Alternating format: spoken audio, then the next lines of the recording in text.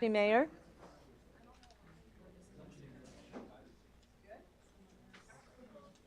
Good evening, everyone. Thank you for joining us tonight. It's April 6, 2023, and it's 6:30 p.m. Council, I'm going to do roll call right now. I'll call your names. Please say here or present. Mayor Maxton. Here. Councilmember Stroop. Here. Elizondo. Here. Bliss. Here. Kerner. Here. Parker, I do not see, is present. And Chesley. Present. With 6 members of council present, a quorum is declared. And thank you, Christina. Would everybody please stand and join me in the Pledge of Allegiance? I pledge allegiance to the flag of the United States of America and to the republic for which it stands, one nation, under God, indivisible, with liberty and justice for all. Thank you. And thank everybody for being here tonight. Great to see the crowd that we have here.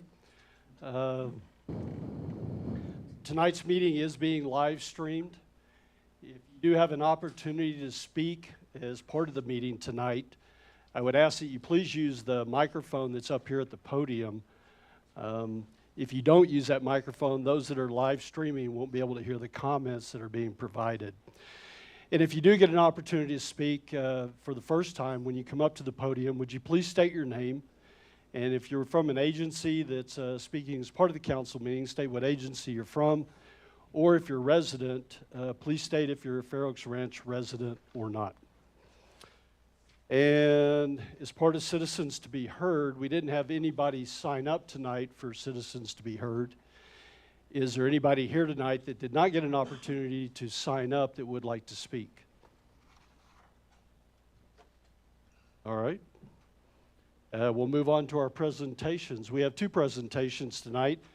The first is a recognition of the Employee of the Quarter for our first quarter. I'll turn it over to Joanna. Thank you, Mayor. I'm Joanna Merrill, Director of Human Resources and Communications. And tonight I am pleased to announce our Employee of the Quarter winner for the first quarter, which is the months from October through December. So if you notice, we are now in April. So with a couple of events at the beginning of the year and the ice storm, we were a little behind in getting nominations for this one. But we did recognize the winner, which is Mr. Clayton Hulsher. Clayton, if you want to come up here and stand next to me. We were able to recognize Clayton internally during one of our employee appreciation events. And so we are now officially recognizing him in front of council and the rest of the city. So Clayton, for Employee of the Quarter during the months of October through December, is being recognized for his exemplary work in going above and beyond in several different areas of his job and as a team player throughout the city. So a couple of things that Clayton kind of worked on during that time is credit card processors, so new processes for our credit card systems that were set up. We are currently, we were testing out the DocuSign system where you could utilize electronic signatures for documents to streamline and move things faster through electronic processes. So Clayton has also played a very vital role in coordinating that, and we will soon be rolling that out to staff. Recently, if council will remember, a little while ago, he brought to council the surplus property resolution policy, and that has also gotten passed as well, and a new utility billing system. So we have a new vendor with that. If you didn't know that, it's partly because of Clayton and how that process went with seamless integration.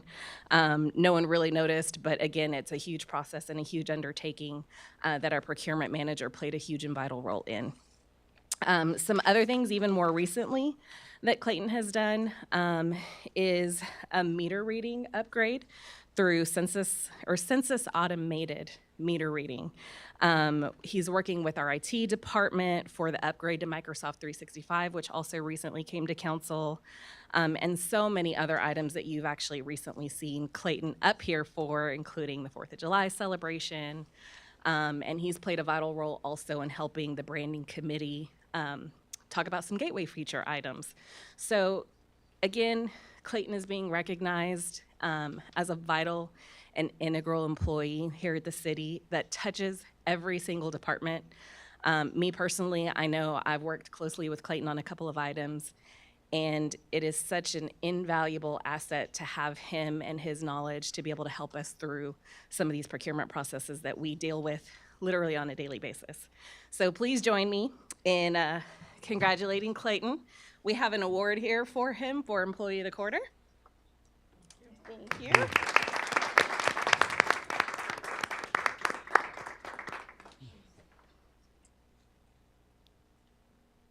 Perfect. Thank you so much, Clayton. Clayton, you've done a tremendous job, what I've seen, and also in those presentations that you made to council, and in my opinion, well-deserved. Thank you. Appreciate it. Thanks. Thank you. And then we have Technical some difficulties. new employees also? We do. So recently, we have filled 3 of our vacant positions. Obviously, we still have more to go. But what I am going to be going over now is the 3 most recent hires. We hired, actually, one of them is here today, so I'm going to start with him. Garrett, if you will join me up here. And right over here. So this is Garrett Crawford. Garrett Crawford has recently joined our team as our Animal Services Officer. So you may see him around the city patrolling and helping with those animal care control items that we obviously love here in Fair Oaks. But Garrett is actually not a stranger to the city of Fair Oaks Ranch. He actually was an intern with our police department in the fall of 2022. So he actually got to see our city, participate with the police department, do some ride-alongs and things like that. And even after all that, he decided he loved us enough to apply for a position when it came open. And he was the most qualified candidate when we were looking at candidates to select.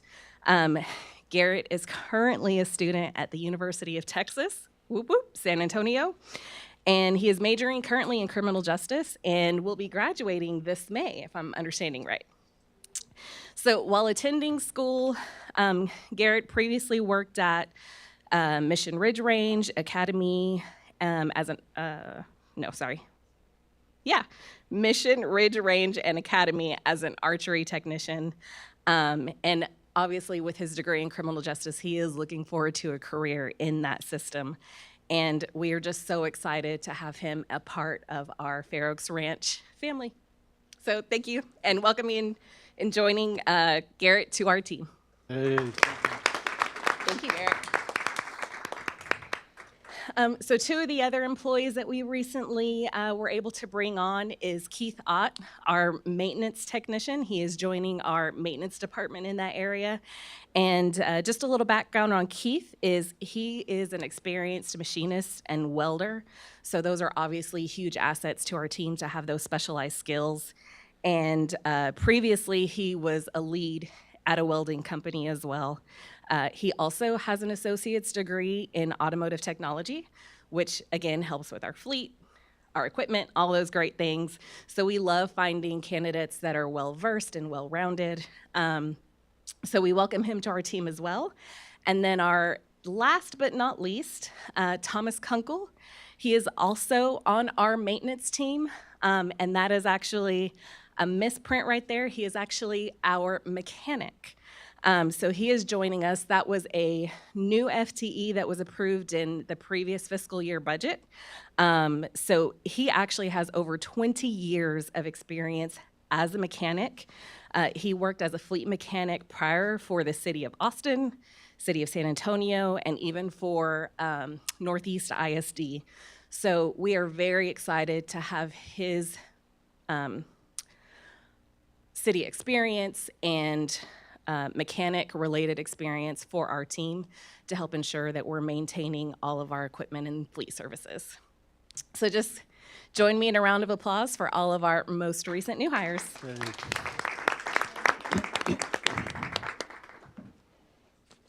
Thank you, Joanna. Thank you. And next, we'll move on to our consent agenda. We have two items on the consent agenda tonight. First is the approval of the March 16, 2023 regular City Council meeting minutes.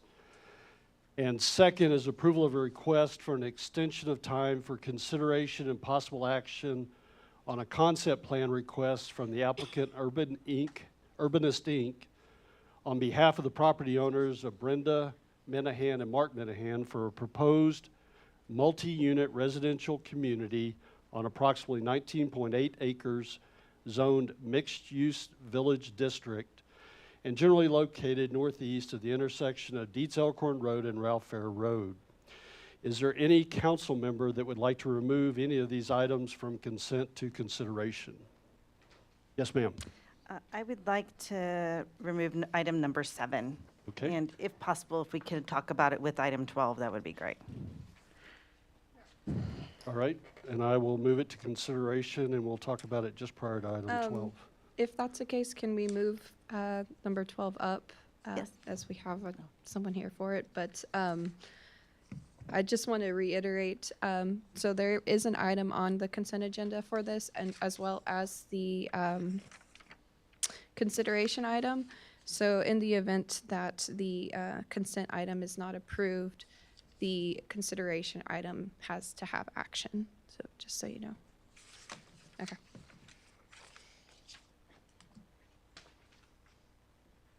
Anybody else? Okay, with that on our consent agenda, we have the one item, approval of the March 16, 2023 regular City Council meeting minutes. Could I get a motion to approve the consent agenda? So moved. From Chesley, and a second. Second. From Emily. All in favor of approval of the consent agenda, please say aye. Aye. Opposed? The consent agenda is approved. And with council's permission, I would like to move the report item up to the next item on the agenda. Does anybody have a objection? Oh, The report item. no objection. Okay, and so we'll move on to reports from staff and committees. And tonight we have from the Capital Improvements Advisory Committee, Paul Mabin on his semi-annual report. My name is Paul Mabin. I am chairman of the CIAC. And Mr. Mayor, thank you for moving me up. So I appreciate it. So that the committee met on March the 2nd. And I guess our basic conclusion from that meeting is there's been really no significant change to the capital improvement plan or the land use assumptions, which both feed in to the impact fees. Now, we recognize costs are rising and home building is slowing down, both of which impact the impact fees. What our recommendation is, and it has been, is to go ahead and start with the master plans at the end of this year, basically early in FY23, with the plan to present new impact fees to the council in early 2025. Make a note on there if you're it's page 159, 160 in your packages. But I make a note on there that some of the other towns around here are publishing what their impact fees are. The one that came out recently was New Braunfels, which has got an impact water plus wastewater fee of $25,000.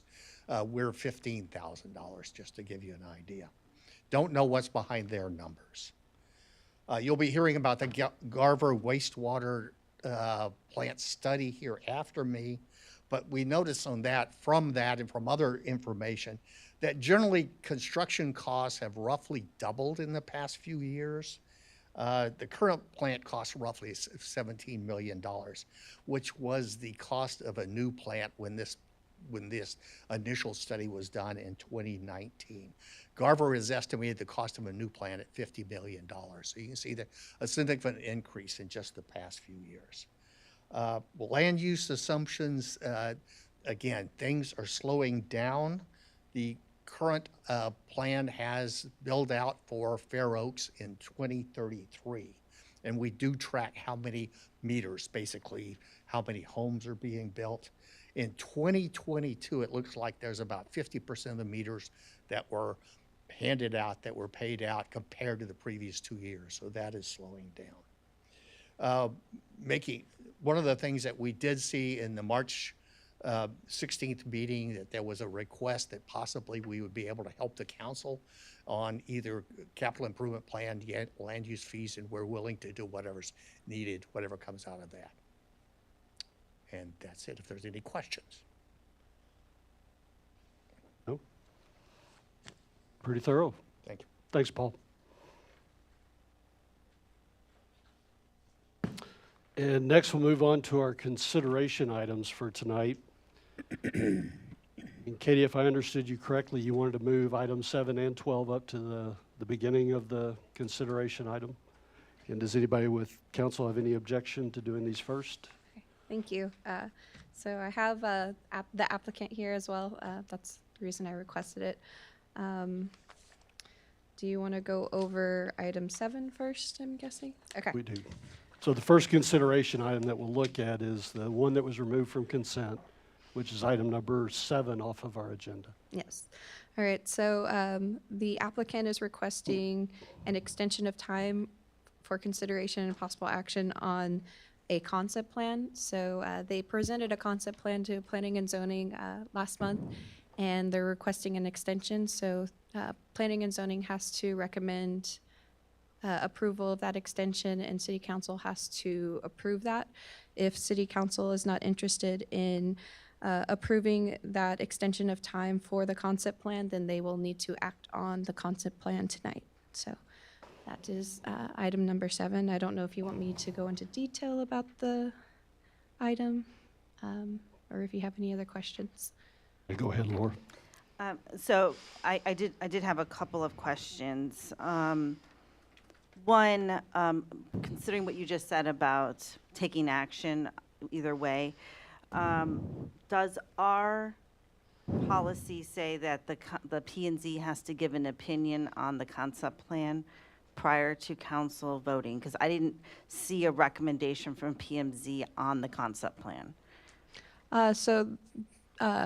P&Z's recommendation was to give the extension for the applicant versus to, so I don't believe they would move forward with the concept plan as it is right now, because they recommended the extension to give them time to change their concept plan.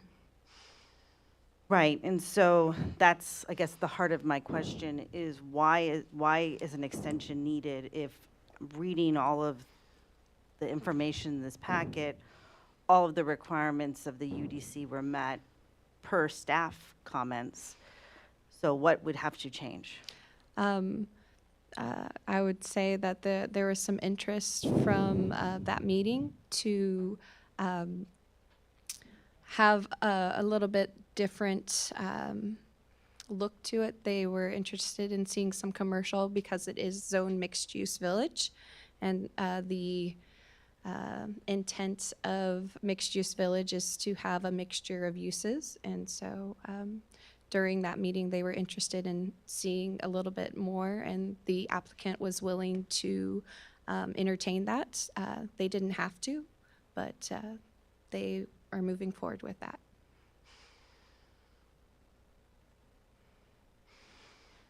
I'll hold comment until the end. Okay. Yes, ma'am. And I guess this is for the applicant. Do you want the extension? I think at this point, yes. The request was made, and I'm sorry, Andrew Belton with Pape Dawson Engineers. Our client has gone back and looked at the site plan, has actually already reworked what was asked upon them at that meeting. So this request is just an extension so that that can be presented at P&Z to kind of give the city what they were looking for.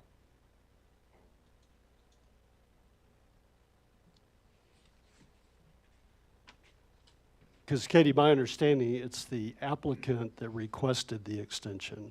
Yes. Okay. And I believe the updated concept plan has already been submitted. Yes. Okay. Any other questions from council?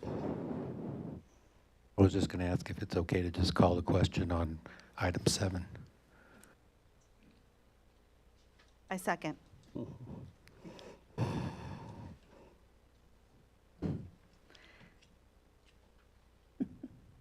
Then can I get a motion to approve the extension of time request from the applicant Urbis Inc.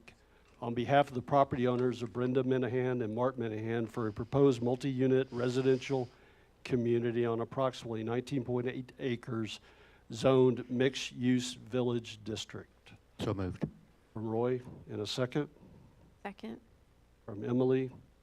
And further comments from council. What page is that recommended motion on? Number 11. 11.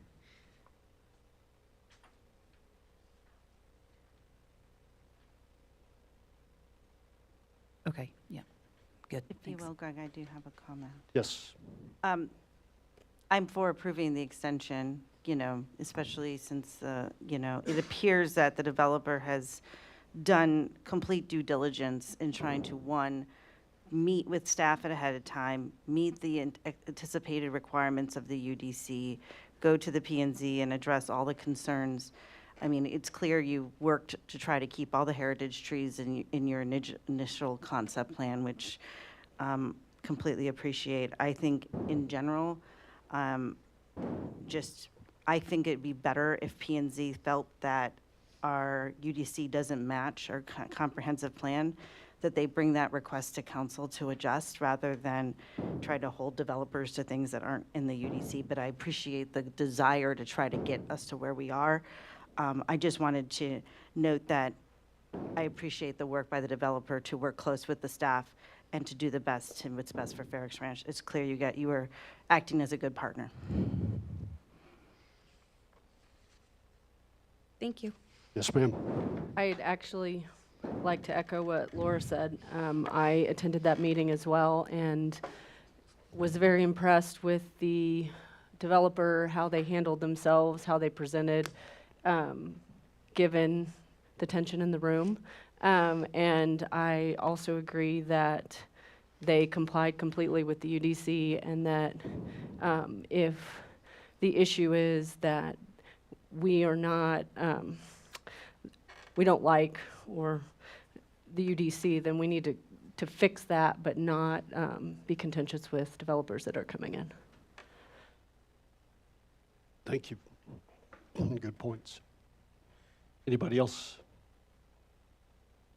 With that, we'll go ahead and vote on the motion. All in favor, please say aye. Aye. Aye. Aye. Any opposed? The motion is approved, and so is the extension. Thank you, council. And with that, there is no need to move into item 12.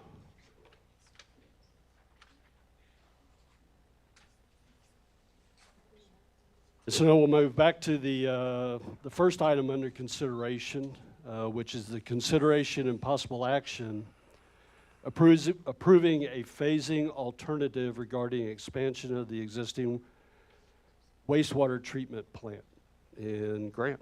Yes, thank you, Mayor. Thank you, council members, ladies and gentlemen. I'm Grant Watanabe, Director of Public Works for the city, and I'll be covering our wastewater treatment plant expansion phasing alternatives.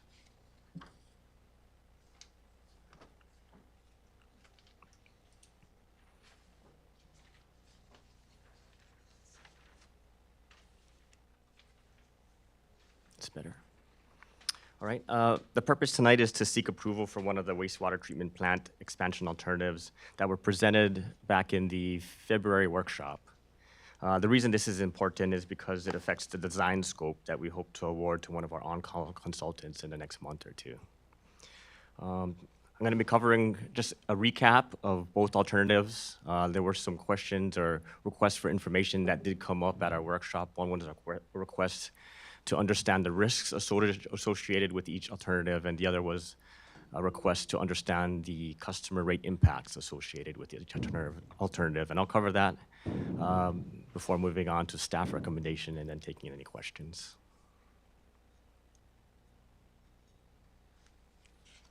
So just to quickly recap, this is the single phase alternative.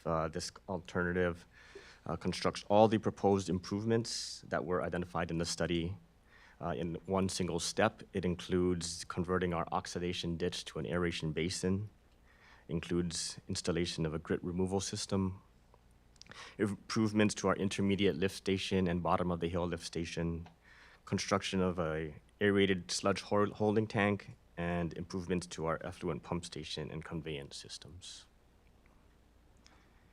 The total cost for this alternative was $16.5 million, and according to the chart on the right, the intent would be to start design on that expansion this year, with construction occurring between 2024 and 2026.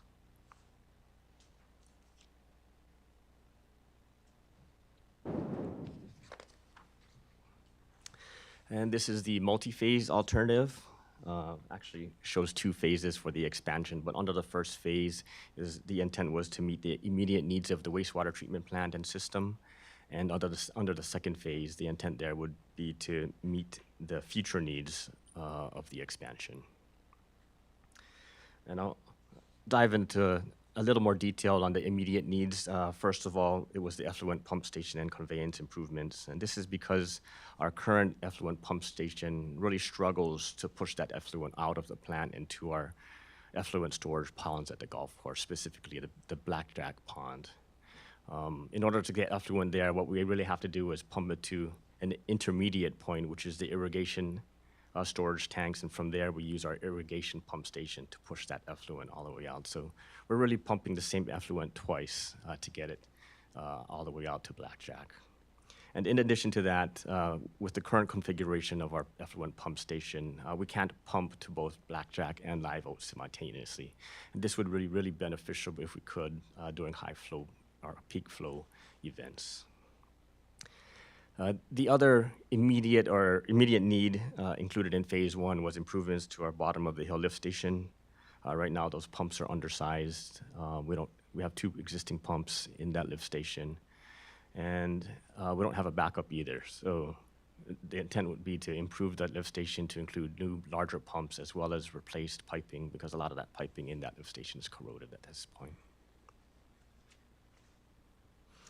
Under this multi-phase alternative, the intent would be to start phase 1 design this year, with construction occurring between 2024 and 2025. And then the timing of phase 2 really would depend on future growth. So right now we're projecting steady growth throughout the next couple of years, but if that actual growth slows, then that phase 2 improvement, or phase 2, that second step, could be pushed to the right as well. So there could be a gap of several or many years between phases 1 and phases 2, just depending on actual growth. Grant, one quick question about that. Phase 2, is that where most of the improvements that would improve air control? Yes, sir. Phase 1 was estimated at about $6 million, and then phase 2 was about $11 million.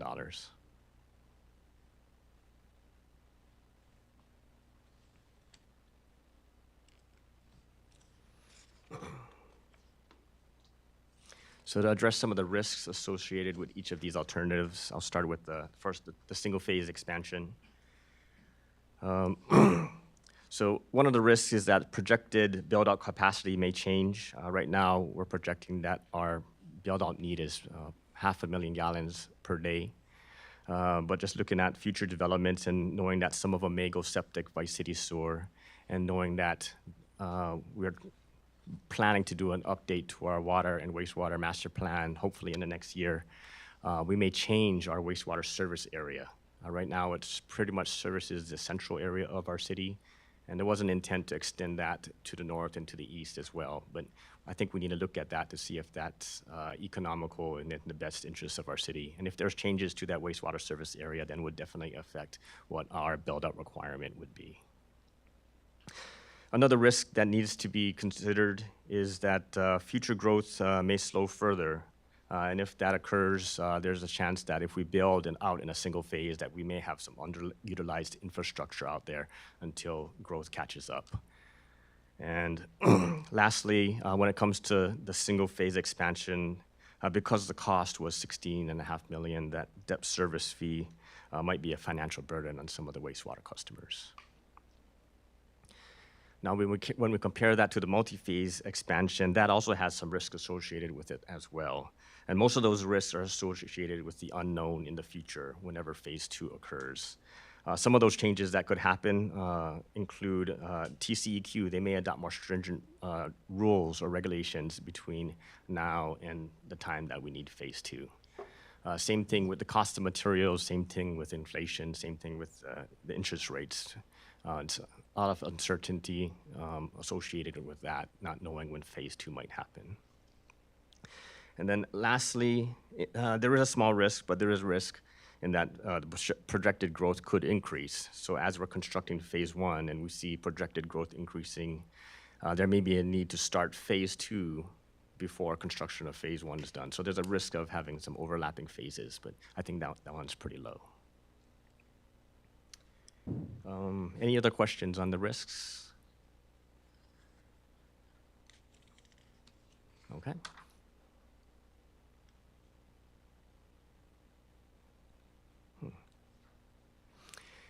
Jumping into the potential rate impact, and this is going to take a couple slides to explain, but I thought it'd be good to kind of recap what our current wastewater rates and structure is, kind of what was included in the last year's effort under the utility rate study to kind of refresh memories on what those scenarios were before we dive into what the actual rate impacts will be with either of these alternatives. So as you can see here, our current rates are composed of a service availability charge, a flat fee of $40.86. There's also flat fees associated with TCEQ, debt service, and capital reserve, $6.47. So the sum is $47.33, and that's what every single one of our wastewater customers pays each month, regardless of how much wastewater they generate.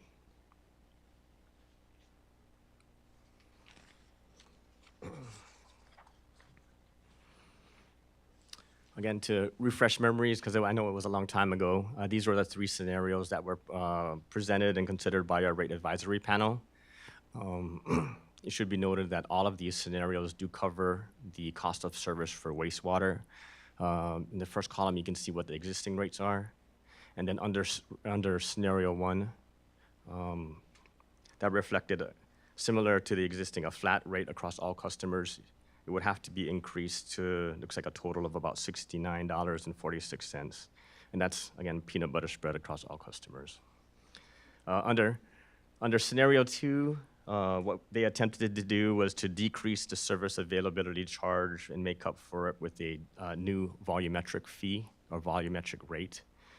What this essentially does is allow lower wastewater generators to pay a lower fee while higher wastewater generators pay a higher charge.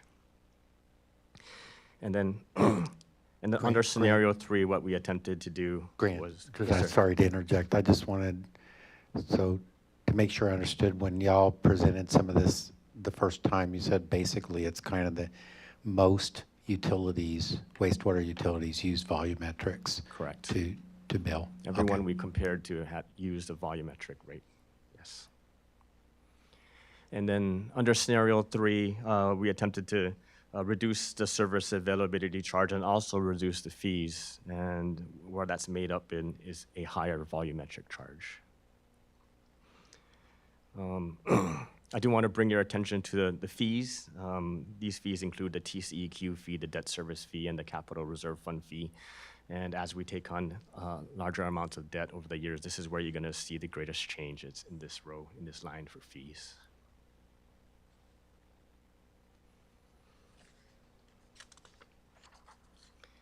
So we did use the utility rate model to generate these 2 charts. What we did was, and we only did, under these 2 charts, all they reflect is the cost for the single-phase expansion or the multi-phase expansion. It did not include any additional debt that would have to be taken on for other CIP projects, because we just wanted to focus on this expansion at this time.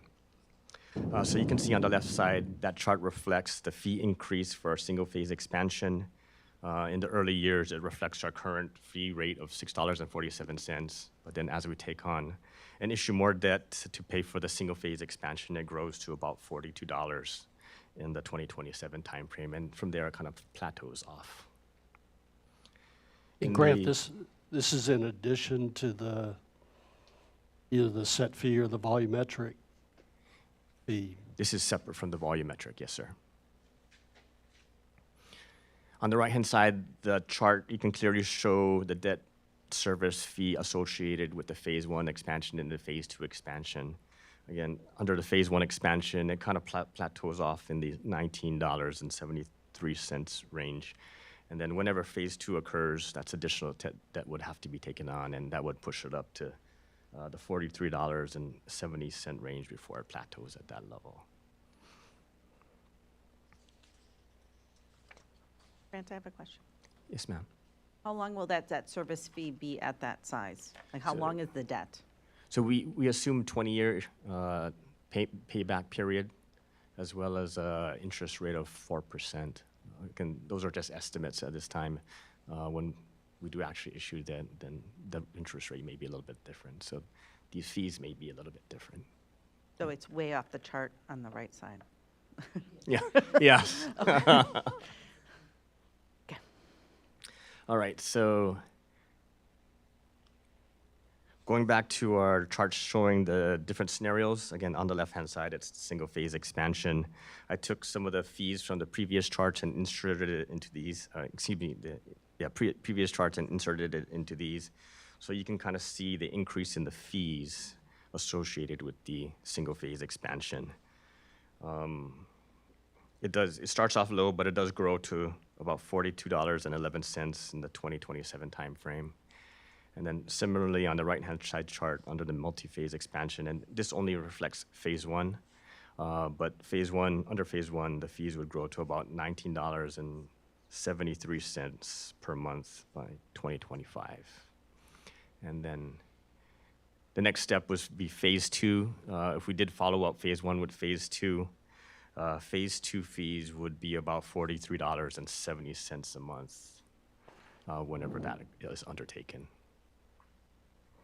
So hopefully this gives you a good sense of, I guess, the rate increase or the rate impact by pursuing either the single-phase alternative or the multi-phase alternative.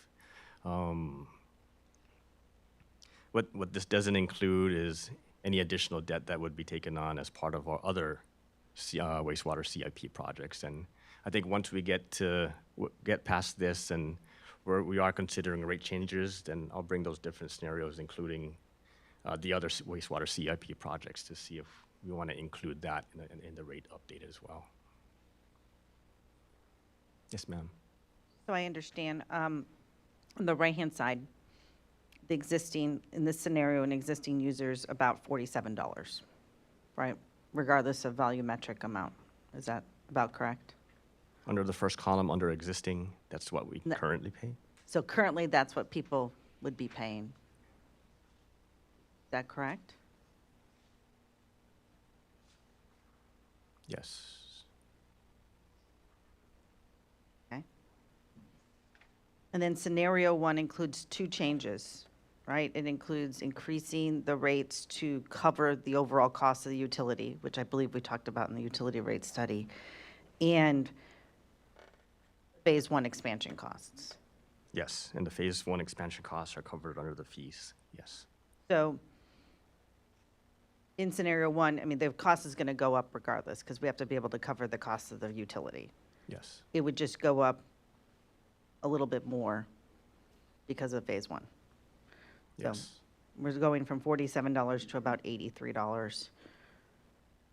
But I would say most of that change has to do with the rate study per se, not necessarily the Phase 1. Okay, Yes. just want to make sure because scenario 1 has a couple other changes in it besides just the Phase 1. Yes. And Grant, as part of this agenda item tonight, what you're asking for is a decision whether to go forward with either the single phase or multi-phase as part of the expansion of our wastewater treatment facility. Yes. not a decision on any of the rates. It's whether we're And gonna. so at a later time, we'll come back and That's a talk later about discussion. rate structure. Right, but it kind of drives that discussion, right? So does. whatever we decide tonight will go two ways. One, we'll start the design phase, and two, it'll drive what we're going to start our utility rate study discussion at. Yes. Yes. I agree with that because the big thing is the timing of when those cash flows are going to occur, because then it gets translated into billing to recover those costs. The thing is it is making it a little bit more complex to understand that, because we're talking about kind of like rate methodologies mixed in with this to see how do we Yeah. mitigate that bill impact. But I think Laura's right. We probably, or Greg, whoever said it, it's just to focus on what makes the most sense in terms of rolling out the infrastructure, I think is the big question on the floor, but it does have a direct link to cost, so. Grant, I just had a couple other questions on the phasing. And so we talked about multi-phasing in the first phase of multi-phasing. We talked about the distributing water to the golf course. And so right now, I believe that is our limiting factor of what we're closing in on. Is that correct? That is our most immediate need. Right. Yes. And that's what TCEQ is focused in on, that we need to make improvements at. Is that accurate? Or? I don't know if TCEQ's chimed in on that, but that. If you remember the risk assessment matrix that we did as part of our wastewater study, that's in the red. That's the item that we need to address first. And then hold on just a second. Yeah. So as we get to that, we talked about the risk of phase 2.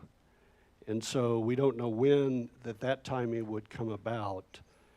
And are there indicators or something that we could identify and a timing associated with it? So, if construction were to increase and we saw that the number of hookups for wastewater were starting to increase, at a certain point, we identify that as an indicator that gives us enough time to make the decisions to move forward, with design and construction, so that we're not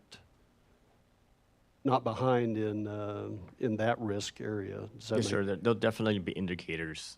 Every day we take tests of our effluent and we see what our BOD is, and there's a couple other measures to measure the quality of the effluent that's being pumped out of our plant. And right now, that quality is really good, but once the quality starts dropping and kind of gets really close to our permit limits, then we know we have to start designing and constructing for the next phase. But it's really good now, and we have a lot of room in our permit before we reach trouble levels. So we'll see that change gradually before we get to that point. Okay. Yes, ma'am. I think that covered my question. So phase 2 predominantly deals with capacity and odor control. Well, additional odor control above what our sludge thing what we were doing now, right? So, Yes. okay. And the phase 1 is more to do with pumping capacity and stuff like that. Yes, ma'am. And the TCEQ request is driven by capacity. So, within our permit. Yes.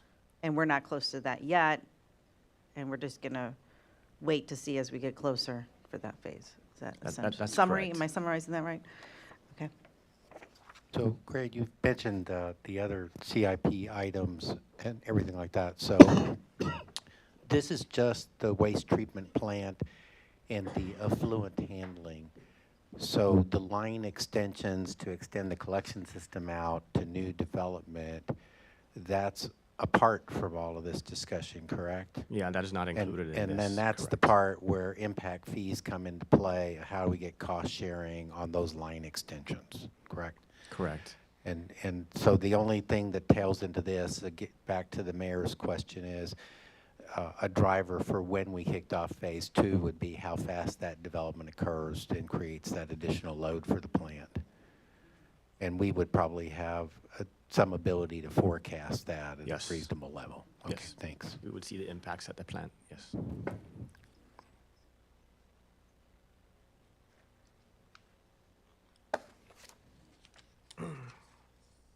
All right, with that, staff recommends the multi-phase expansion for the following reasons.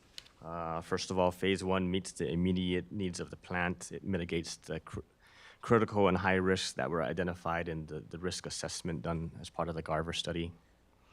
It also allows us time to update the master plan and reevaluate, if needed, what our future build-out capacity should be. Again, as part of the study, it identified 0.5 MGD, but if there's future development that does decide to go septic, then that number may change. It may reduce. Similarly, it's also good to understand, need some time to better understand what developer intent and what their utility plans are. And under the multi-phase expansion, at least for the first phase, it keeps the debt service and associated fees at the minimum needed level at this time. Any more questions? Any questions from anyone here tonight? Yes, sir.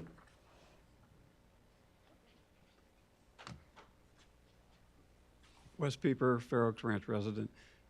Just a question that maybe my memory's fuzzy. I thought I remembered last summer, I thought I recalled that the decision had already been made on that scenario 1, 2, or 3 process, or at least some guidance, because the plan was that the essentially 50% increase in the wastewater rates would start getting communicated to citizens and possibly be implemented already early this year was the goal at that time. But the real question is, was I just mistaken? But I thought you were going with scenario 2 or 3, from what I recall, about almost a year ago, last June or something like that. So just a question.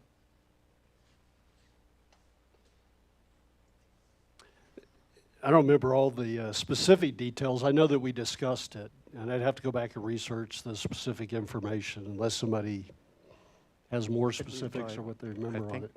I think the context, we may have had a very, because it's hard to disconnect the two things. I agree that we probably talked about these scenarios in the context of the utility rate study, just kind of as seeing, what was going to be the bill impact if we started using these approaches to recovering cost. But I think the decision on the table today is to how to actually tactically do the construction of the new infrastructure or improved infrastructure. And so I think they're kind of knitted together, Mr. Pieper, but it's kind of a different decision. I don't think we ever got to a decision point on the actual rates. And that was the point that I was going to make, is that I know that we have it on the chart. It's something that we need to consider, but I believe we were waiting on this information to come forward because we knew that it would drive the cost of the wastewater utility fee. And I believe at the time we made the decision that we only wanted to make that adjustment one time. And so we wanted to get all the information for the expansion plus the adjustments at one time. Does that sound correct, Grant? Yes, sir, that's what I recollect. We did not take any action on any of those scenarios. I think what we wanted to do was get the information from this study to determine what our future expansion would be and how much that would cost, so that we could include that in whatever rate change we make. Yep. Mr. Pieper, I don't have all the answer for your question right now. I'll take your question and I'll get the specific information for what you were asking. Anybody else? With that then, could I get a motion to approve the multi-phase alternative regarding expansion of the existing wastewater treatment plant? So moved. From Michelle? Second. From Roy. Any further discussion from council? With no further discussion, we'll go ahead and vote on the item. All in favor, please say aye. Aye. Any opposed? The motion is approved. Thank you, Council. Thank you, Grant. And thank you for walking us through that very well. With that, we'll move on to our second consideration item, well, our third consideration item tonight, but second on the list, number 9, which is the consideration and possible action approving a resolution designating Frost Bank as a depository of the City of Fair Oaks Ranch for the safekeeping of securities, authorizing individuals to execute safekeeping agreement and establishing an effective date. Correct. Rosie. Excuse me. I'm Rosie Vela, Finance Director, and we wanted to bring this to you because we have some opportunities to invest in treasuries and longer-term investments so that we can lock in some good interest rates. We have really good interest rates right now, but they're in daily maturing pools, and so we don't have them locked in, and I'd like to lock in maybe 6 months or 12 months because our fund balance, we're not going to spend it anyway, so we might as well let it build up. But I can't keep them here. They have to be safe kept with our depository. And Frost is our depository, and they are willing to safe keep them for us. There's a fee, but it's not very much, so, and it's laid out in the documents how much they would be charging us, but I would really recommend that we go out a little bit longer on the maturity schedule so that we can lock in those rates. Have any questions that I can answer? Yes, sir. Not about this agreement, but probably won't be me, but I think it'd be good for at some point when y'all design how you want to run the investment program and stuff like that, if it would come to council to periodically show council what the risk profile of how the Certainly. investments are, you know, coming from a different industry. So it's like kind of like shocking the balance sheet to show what if interest rates change. Right. So when we see these things that are going out longer term, what the impact is. I'm kind of operating on the assumption that it all falls under the requirements of PFIA and the city's investment policy as far as the, you know, what kind of securities we can invest in and what the maturities are. But I think that would be helpful for people to kind of be tuned in to looking at that from a risk perspective. Right, and we've looked at different things. We are, certificates of deposit are also within our investment policy, so we're looking at those as well. Obviously, you know, when you're in banking, you're always shocking that portfolio to see what's the impact of a decline in the rates and an increase in the rates and so forth, so we can certainly do that. There are also some companies that'll do that for us for a fee. We are small staff, so we don't want to let anything go that, you know, we're not doing all the proper procedures, so that's another option that we can look at as well. Okay, thanks. Yes, ma'am. I'm assuming so, but this money, wherever the investments and stuff, it's going to be insured, given all the bank issues recently. It's not the entire amount. No. You know, we would stay within the amount that, like the 250,000, if we do CDs, it'll be within the 250,000. Okay. I guess that's my question. And I believe we have collateral agreements We do have with all of collateral our agreements, institutions to go beyond FDIC.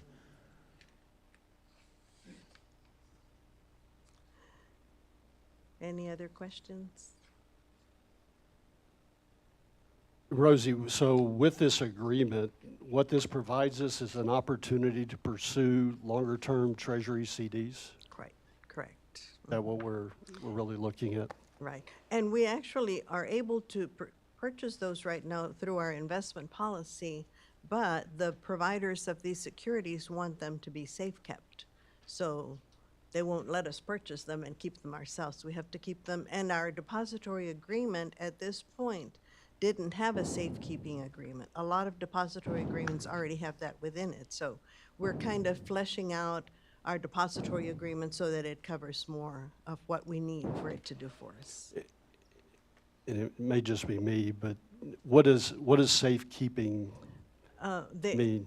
If we buy a treasury, if we buy a federal farm credit, those investments will be kept at Frost Bank. Okay. For us. And versus with our investment firm, we don't have that capability, is that? Well, I don't think we've ever invested in treasuries before. Okay. We had them in our policy, but we hadn't used those instruments. if we had, I don't know that any of the agents would have allowed us to purchase them if we didn't have a safekeeping agreement with our depository bank. I don't know, I'd never, asked them, but they do require that. It'd be at a safekeeping. Thank you. It helped me understand. Sure, thank you. Anybody else? Any other questions from anybody here tonight? With that, then, could I get a motion to approve a resolution designating Frost Bank as a depository of the City of Fair Oaks Ranch for the safekeeping of securities, authorizing individuals to execute safekeeping agreement, and establishing an effective date? So moved. From I Roy second. and from Laura. Any other comments from council? No other comments? We'll go ahead and vote on the motion. All in favor, please say aye. Aye. Any opposed? The motion is approved. Thank you, Rosie. Thank you so much.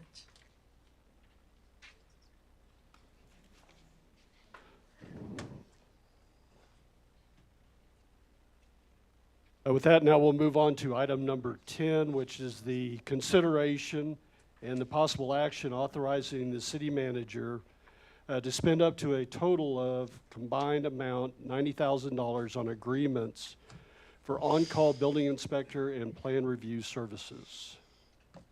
Katie. Hi, I'm back.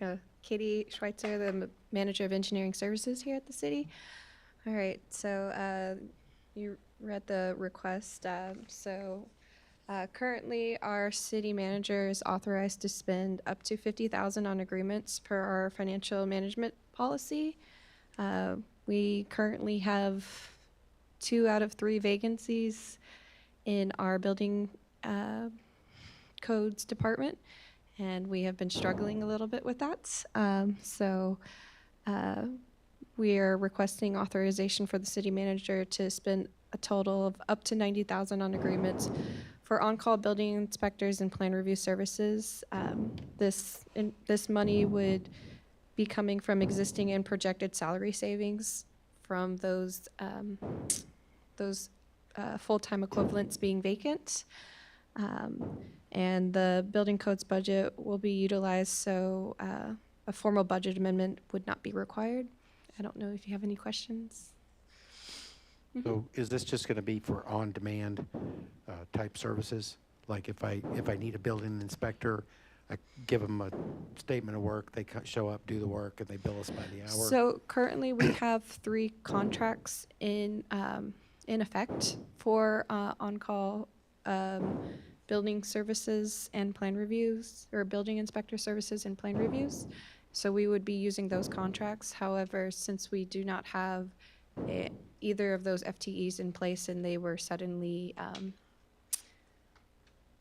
non-existent, we've had to use those on-call contracts more so than we are used to. So this is just to actually increase the amount of funding that's available to pay contractors to augment our staffing to get that work done? Correct. Okay, thank you. That helps.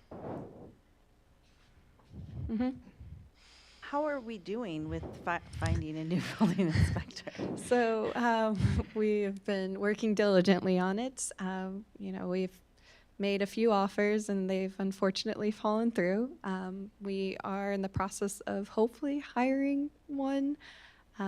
We have gotten an acceptance, but that's happened before, so I don't want to jinx anything. So I won't ask any more then. And Roy made the comment, I believe we pay per service, correct? Yes, per So it's not- inspection. Yeah, not by the hour, but by the service. Yes. Okay. Any other questions?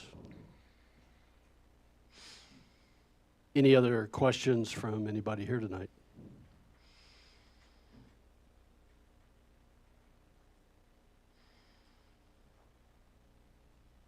Then can I get a motion to authorize the city manager to spend up to a total combined amount of $90,000 on agreements for on-call building inspector and plan review services? So moved. From Roy and from Michelle. Any other comments from council for discussion? With no other comments, we'll go ahead and vote on the motion. All in favor, please say aye. Aye. Any opposed? The motion is approved. Thank you, Thank you. Katie.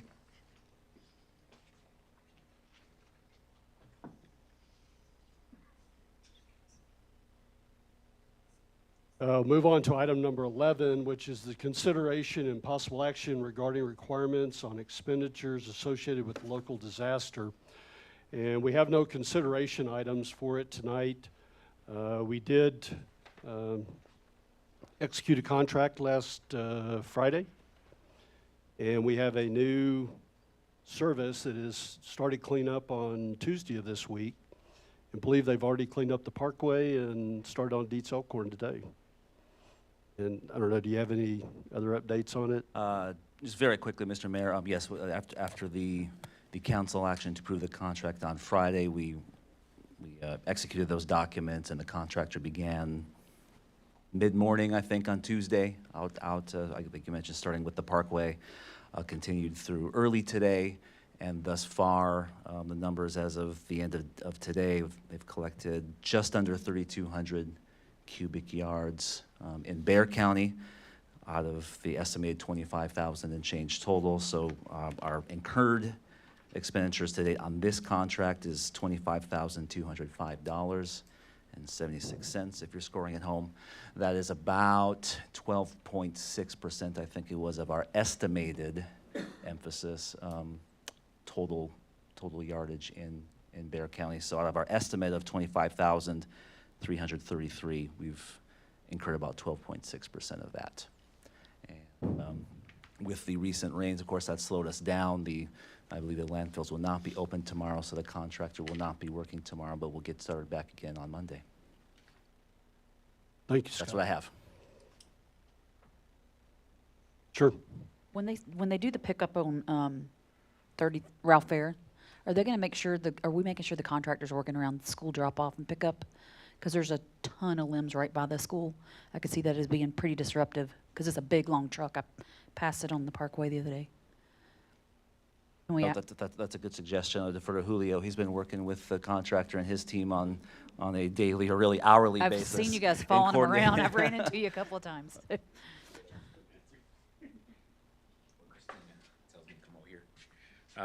So, evening, council. Yes, so we will work with the school traffic and that. We'll make sure that things are clear. The last time that we worked on Ralph Fair Road, actually, we had officers even helping us just to make sure it's safe because there are some large piles actually coming out here on Bexar County side now. So we will keep that in mind. I'll go ahead and make sure to bring that up to the contractor. I do know which piles you're talking about by the school, so we'll go ahead and we'll make sure that it isn't disruptive towards the kids in that. So for the most part, the machine isn't too loud when it's picking up, so that's a good thing. So it shouldn't be too big of a deal, but we can schedule it for like a later on pickup or something when they're in class. So maybe do it during recess. They might enjoy watching it. So, so if you have any other questions, just let me know. Anybody else? Any questions from anybody here tonight on the disaster recovery? All right, and that'll finish up our consideration items for tonight. And we'll move on to our workshop items. And first up tonight is the 2023-24 budget calendar. I'll take this one, Mr. Mayor. Don't have a formal presentation for you tonight, but as the subject implies, we're talking about the budget calendar for the upcoming budget process, fiscal year 23-24. I can't believe we're at that year already, but it's of course the most wonderful time of the year, and our departments have already begun the budget process internally by beginning to prepare their operating and project requests. They have about a month to complete those, and the finance staff and city manager will begin reviewing the operational requests in preparation for presentation to the council with workshops that, as slated right now, are scheduled to begin in June. Meanwhile, as we go through that, we intend to run a concurrent process with the council in which we'll review the 5-year financial plan. That's scheduled for our next meeting here in April, so April 20th, 2 weeks from today, to talk about the 5-year financial plan. I'll talk about that more in a little bit, but that's planned for April. We'll present the preliminary tax roll to to the council in May, just to give you a baseline for where we are on preliminary values this year compared to last year. And depending on council decision, we could potentially hold a planning meeting on the strategic action plan and potentially a capital improvements plan towards the end of May or early June. As the calendar shows, most of the council review time is scheduled for June and July. As of right now, we do have 4 workshops that coincide with the regular council meetings in June and July. At the first meeting in June, we'll have a brief budget overview to show where we are as a budget as a whole, followed by departmental workshops. The departments would present their operating budgets and project requests at those workshops on an individual basis. We've done our best to manage the workloads of each workshop, roughly by the size of each departmental budget, so those with larger budgets, getting a little more time or individual time we try to balance the workload at each work session as best we can. And we also, as proposed, set aside a separate meeting dedicated specifically to the CIP and SAP projects at the end of July. So after the operational budgets are discussed and ideally agreed to in substantial form, we could look at the CIP to fill in the final pieces of the proposed budget. So those are all scheduled for, as effectively 4 regular scheduling meetings with the council in June and July. I guess the downside to that is these could make for some pretty long meetings, depending on what the other agenda items during those regular council meetings are. But following that is going through the rest. In August, we'll submit the calculated tax rates. That's scheduled for the first meeting of August. That's assuming we get the data in time from the counties to do that. The first meeting last year, we had to defer that to the second meeting in August, I believe, to prepare that. But as scheduled right now, we would do that at the first meeting, and we would submit the final proposed budget to council at that second meeting of August with the proposed tax rates and the finalized proposed budget to council at the end of August. Our required public hearing and the budget ordinances would be in September. There would be one special meeting on September 14th, and that would be to introduce the budget ordinance as well as hold the required public hearing on the tax rate and budget. And then the final adoption, as proposed, would be at our regularly scheduled second meeting in September on September 21st. That's the calendar itself. I will talk a little bit about the planning process, looping back to the beginning. So we'll have at least a couple of opportunities to discuss council budget priorities in advance of the departmental workshops. The first, again, will be when we review the 5-year financial plan base assumptions scheduled for our next meeting. You'll recall we presented a draft plan, or what we called the beta plan, to you on March 2nd, I believe it was first meeting in March, with the intent of returning to you all prior to the budget workshops to review those base assumptions in the plan. The base assumptions, as a quick reminder, consist of revenue growth assumptions, so property tax, sales, franchise fees are the big ones over a 5-year term.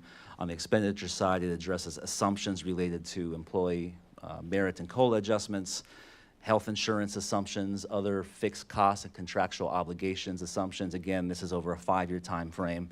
And then we have an assumption for all other expenditure growth assumptions in this as well. I think 2% was the base assumption for the all other. Of course, they are all assumptions, but going through that process, I think that will set the framework for how we build the budget for the first year, the 1-year snapshot of that plan, which is the budget going into the year. So we plan to do that at our next meeting later this month. We've also had a request from council to review the SAP plan itself. This would be a discussion to review the plan and the proposed revisions from our meeting last July. So we're certainly due for that meeting, and I think that would also be a good step to make this at minimum an annual process, talking about a circle of life and some of the concepts that the mayor brought up a meeting or two ago as well. I think that would also be an opportunity for the council to identify the top priorities going into the budget process. So with all that, we did provide some questions for the council for consideration on the consideration page for the workshop itself. These may not be the only discussion points, but it gives us a good start. So specifically, we are looking for your input on first having an SAP meeting itself. It has been a council request, so I assume we want one. One question is there a desire by the council to schedule a special meeting outside of the regular council meetings, as close as possible to the budget workshops? If so, that would probably be slated for sometime in late May or early June. So ideally, we do that before the budget workshops if we can schedule it accordingly. So that would be on a planning workshop itself if the council desires to do that. We're also interested in the council's opinion on the frequency of council meetings. So like I mentioned in the calendar, they're all scheduled during regular council meetings right now. Is that appropriate for the council? Is there a desire for any special meetings, either in addition to or in lieu of the workshops at the regular council meetings? And I guess finally, in terms of documentation, when we've gone through the budget process each year, we will typically provide our line item detail as an attachment to the packet in each worksheet, and then at each council meeting in the packet, and then with updates as we go through the process, provide that at each meeting. The formats of the presentation have varied a little bit, whether we go line by line, whether we go through presentations with basically the high level of the major changes to the operating budget. So the question really there is what level of detail does the council want to see, or what format do you want to have? Do you prefer formal presentations from the departments, essentially a Q&A with the departments where we answer questions council may have, or maybe some hybrid thereof? But those are the questions we're looking for, just to ensure that council gets all the information that you need to make obviously sound policy and budget decisions. During the process, we're amenable to any or all of those options. We're here all week regardless, so we'll meet as long as you like, but we also want to be respectful of your time. So with that, Mr. Mayor, those are my questions. We're probably looking for a process regarding the planning portion of our budget process, specifically the SAP plan, the strategic action plan, and then how do we want to work through the budget workshops? Yes, ma'am. So I have an opinion on how to work through the workshops. I personally, and I'm probably, the rest of the council might throw something at me when I say this, but I personally don't like doing it in the regular meetings, because I feel like in a special meeting that I can focus on that item more than I can when I've got other things going on. So I kind of prefer pulling it off the regular council meetings, but like I said, I might get stuff thrown at me up here for saying that. So.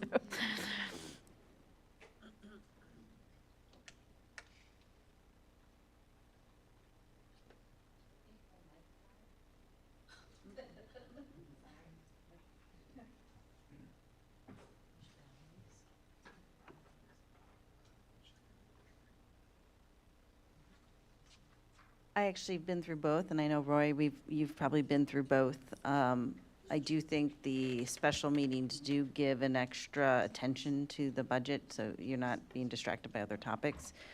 I think in the past, we've had it on Fridays, because it's just typically most people can get that time if they in their schedule. I'm good with either way. Good way to end the week. It's not going to make any difference in my life going forward, but just from doing it in corporate world, and then also just knowing what the impact on the city is having everybody on the same page of where the priorities are. You're making decisions about spend, and that impacts people's property taxes. So I think it's worth spending the time. That's just my final advocacy on the topic. Yes, ma'am. I don't mind coming in some for meetings. I agree that it's good for us to be able to want that as a specific topic. I would request, if we're going to do that, to not stick them all in the end of days, but maybe try to work with some of us. I mean, the end of the days are when I'm always doing stuff with the kids, so if we can try to balance it, that would be beneficial to me. Okay, Greg, one more comment. shouldn't be a I have. problem. Do what? I have one more comment. I've actually been through both ways in my prior life on another city council. But I also feel like the special sessions, I feel more comfortable asking questions, because I'm not the finance guru, but I feel more comfortable in that setting, asking more questions. And I just, for me, it works personally a lot better to understand the budget and work through it. Okay, Can I ask a question? of course. How many special meetings are we thinking about? Do we have any idea? Is it 1 or 2 or 6 or 7? I think in the past, we've done 3 to 4. We have 4 planned, and then we've, in the past, used 3. And the 4th one was just in case. But that was it was years ago, so, I mean, it depends. And they would occur all in June. Some were in July, but early July, I remember. Yeah, I was just looking at the calendar here. I mean, the big piece is going to be the operational review of the budget, and those would be special meetings. You have them laid out here as probably, because you integrated them with the council meetings, you have them over 3 meetings. We could probably do those maybe even within 2 meetings if we did them as special meetings to cut it down. Is that fair, feasible? I don't know that putting it into one may be a little, right? Yeah, Yeah, again, I think it depends on the level of detail, but if we were talking about, special meetings, or we're dedicating, a block of time, say, somewhere between 2 and 4 hours, I'm not sure exactly what we're talking about here, but I'd like to think we could get through at least half the budget at a time, the operational budget anyway, and if we have to follow up with specific items at the subsequent one, we could do that. I feel like we could probably get through at least the operational budget in 2 solid meetings like that. Okay. that sounds consistent with what I know we've been able to get through in the past. I know we had one specific to projects and CIP in the past, and 1 or 2 operational. I remember early on in council, what we had was like a table, and all the senior staff were at the table, and when we talked about their area, they maybe did one quick overview of each line item in the budget. There wasn't presentations, and we could ask questions on the line item on the budgets, and if there were specific things where it went up, significantly up or significantly down, they would be ready, prepared to talk about those. But there really wasn't a set presentation that they gave. It was more verbal. I was fine with that. Can I make a selfish ask? So I'm looking, one of them says Budget 101 and Budget Overview. Is there any, I mean, there's only going to be one new council member. Is there any way that one council member can get the Budget 101 on their own and the rest of council can move on with their, with their day and not have to have that? I like that. Sure. Okay. That budget 101 is like, involves a hot light, right, over your head that chief takes care of? As much as we love our PowerPoints, I'm happy to not give them, so. Okay. that's Let's o- make that that's as part okay, of too. orientation for the new council Yeah, member, please. Scott and, did that for me last year, and it was very good, very helpful. Is there any piece of that, Scott, that you think that we need as a council to prepare us as we're moving into the operational review or the SAP review? As far as the 101 piece of it, I think the only major piece that this council probably won't be intimately familiar with, it probably has to do with where we are at the tax, the tax valuation at that point in time. So we could cover that as part of the first meeting. The rest, as far as the processes, state laws, dates, we've been through that before. So if we want to forego that, that would be fine. Okay. And the only other thing I could think of that we may want to cover is if there's any bills passed during this current session that directly impact our budget for this year. There might be. It's conceivable. Yes. No one can guess at this point, but There are several proposed, yes.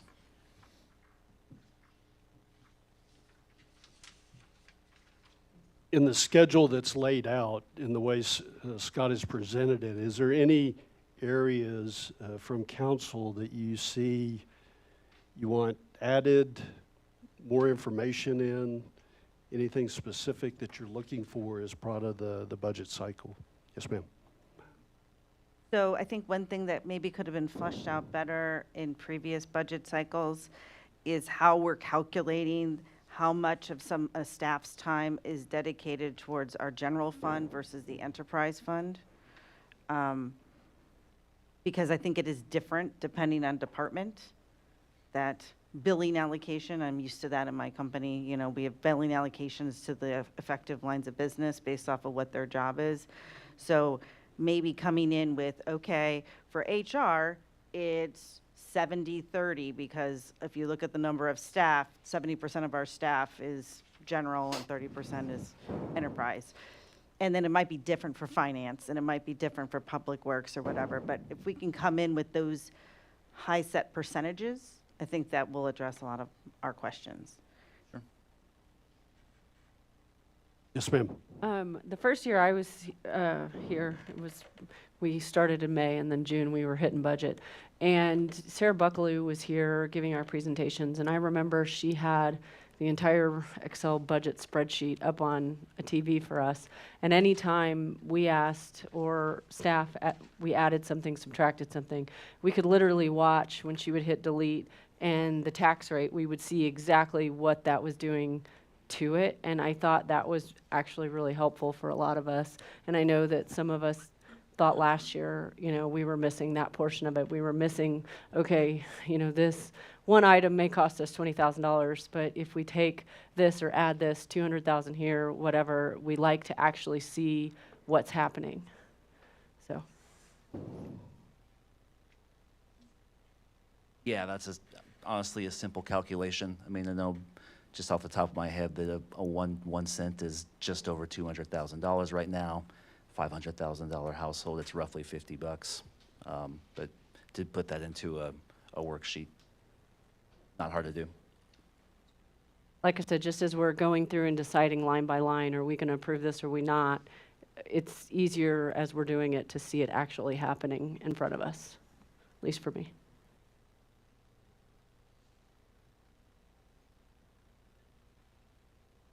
Anything else? Now, we did talk about special meetings that were really related to the operational budget. Scott, you also asked about a special meeting or including as part of a council meeting to review the SAP. Right. And so is that something also, it's a pretty detailed review to go through the SAP. I don't know, 2-3 hours? Is that fair? I think so, given the amount of attention that given to and time off that we've had since the last one. We're in the process, or I have, to be honest, with the last couple of months, I had to put that one aside for a bit, but we have been making the updates based on last year's feedback from the council from the July meeting. So part of that will be, I think, reacquainting us both with the existing plan as well as the proposed or draft changes to the SAP, and then focusing on the plans for, or new changes essentially for the upcoming year. So I can see, I think that's 90 minutes minimum, probably more so. Okay. So what would be council's desire to find a special meeting date? April or May, excuse me. After election.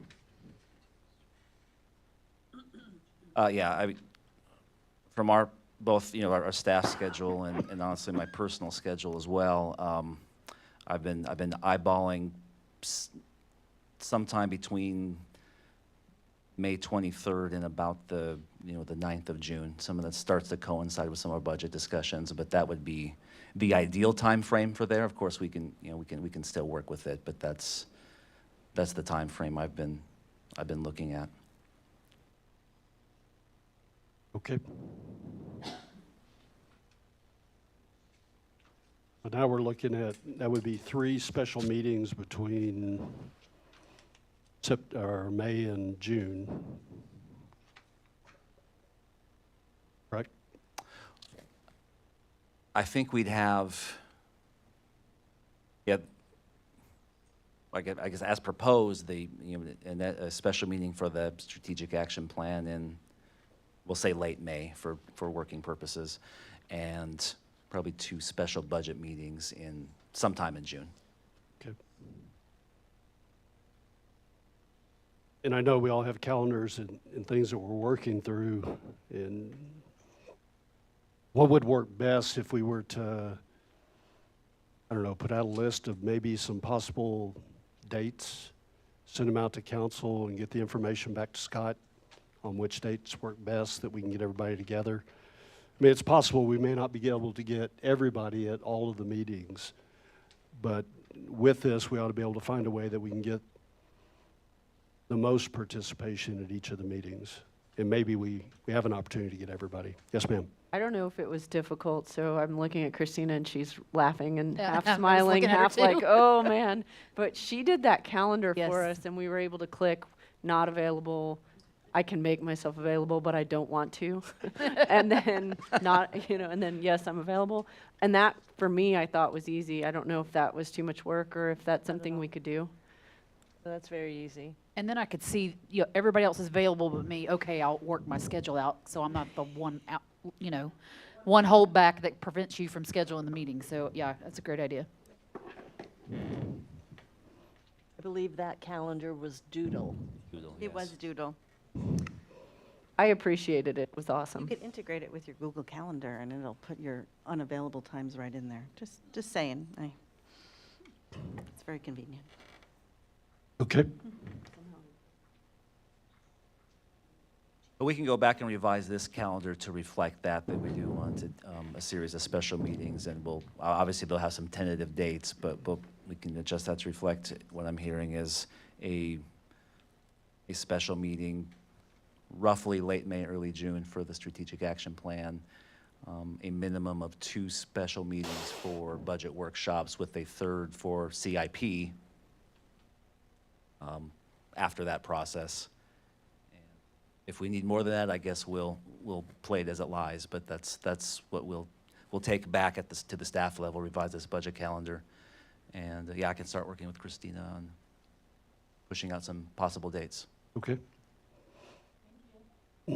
Yeah. Anything else you need as part of this, Scott? Did we answer all the questions?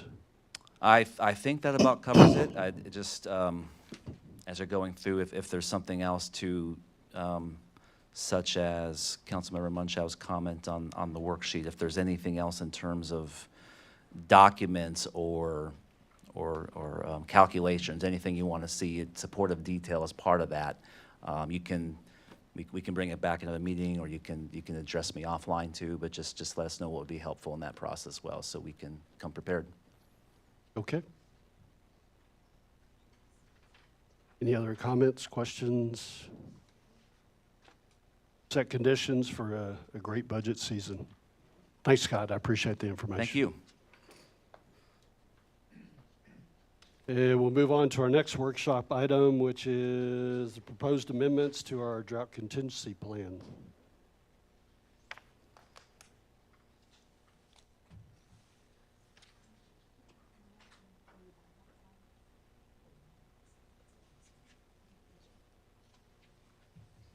Good evening, Council. My name is Kelsey. I'm the Environmental Program Manager for the city, and drought contingency plan updates has been a long time coming.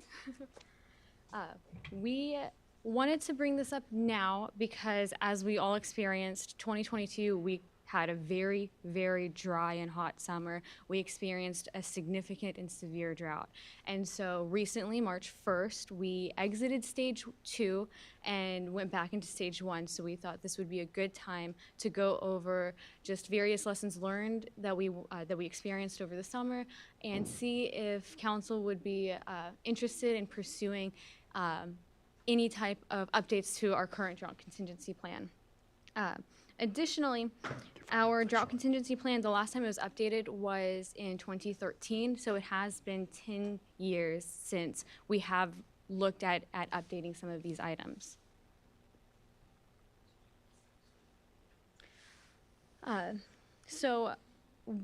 Based off of the lessons learned from summer 2022, staff is seeking guidance from City Council on updating our drought contingency plan.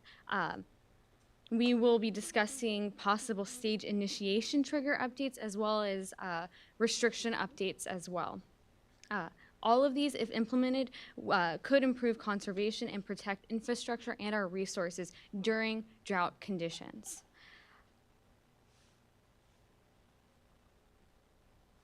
Okay, so in 2022, we experienced an exceptionally hot and dry year.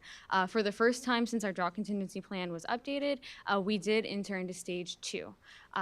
What we've seen thus far, as we are still in a drought, we're slowly making our way back out, is that we have experienced an increase in severity of drought, continued stress on our water utility, and the need for more water conservation practices to prevent us from moving back into stricter drought stages.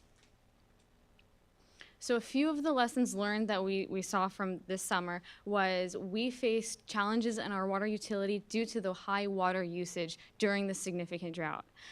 Drought stage 2 was implemented early by order of the mayor to avoid pressure loss issues, which could result in boil water notices as well as potential system failures. Difficulty meeting demand surges, which are generally during irrigation watering hours, heightened by inadequate storage capacity.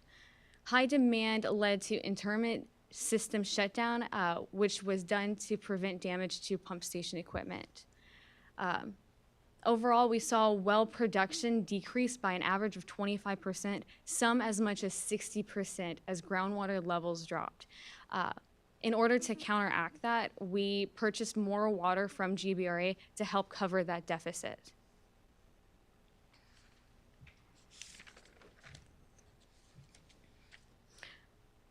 So this is just a quick, brief drought stage history overview. As you can see, almost every year, with the exception of 3 years, 2016, 19, and 2021, we have entered into a stage 1 drought. Generally, these initiation dates are over the summer. June, July, August is usually whenever they occur. 2022 was the first year that we implemented it during the spring, which was April 26th, and it was also the first year that we implemented stage 2, which was back in June. And then this past March 1st is whenever we re-entered stage 1, getting out of stage 2. So a quick breakdown of our water providers for Fair Oaks Ranch. Our utility, Fair Oaks Water Utility, has roughly 3,206 current connections. We get our water from two sources, Trinity Glen Rose Groundwater Conservation District and GBRA. Trinity Glen Rose Groundwater Conservation District is we get 44% of our water from there. That's the Trinity Aquifer. And GBRA, we get 56% of our water from there as well. Is that amount you're showing there the stepped up level of GBRA contribution to our water supply? On this slide, the 56%? I believe so. And then this is kind of backing up a slide or so. When we increased our GBRA take to maintain the level in our system, did that permanently change our take or pay amount that we're required? I'm seeing heads going yes. Okay. Yeah. Yes. Thank you. So moving straight into suggested updates to our drought contingency plan, we'll start with initiation triggers. So the first one is to add Trinity Glen Rose Groundwater Conservation District as a trigger for stage initiation. We get 44% of our water from there, and we already have GBRA as one of our drought initiation triggers. So if Trinity moves into a drought stage, it's in the best interest that we do as well because we are getting our water from that resource. Other current triggers that we already have is observation well level and average consumption. So this would be a fourth trigger. Currently, we have to meet 2 of 3 to initiate a drought stage, and so we would keep the same and do it 2 out of 4 initiation triggers. Secondly, another suggested update is to heighten our water level average for our Fair Oaks Water Utility observation well. So stage 1 is at 1,045 feet. That would stay at the same, but stage 2 and stage 3, you would see a 5-foot increase to 1,035 and 1,020. And just as a frame of reference, this past drought that we're in, the lowest that we reached was 10,024. So by heightening our water well levels, it wouldn't have caused us to go into a harder or harsher stage.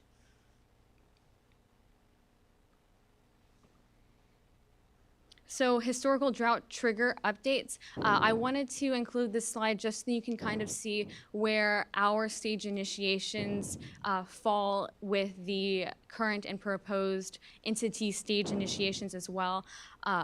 Right off the bat, as you can see, GBRA since 2013 has never initiated a drought stage.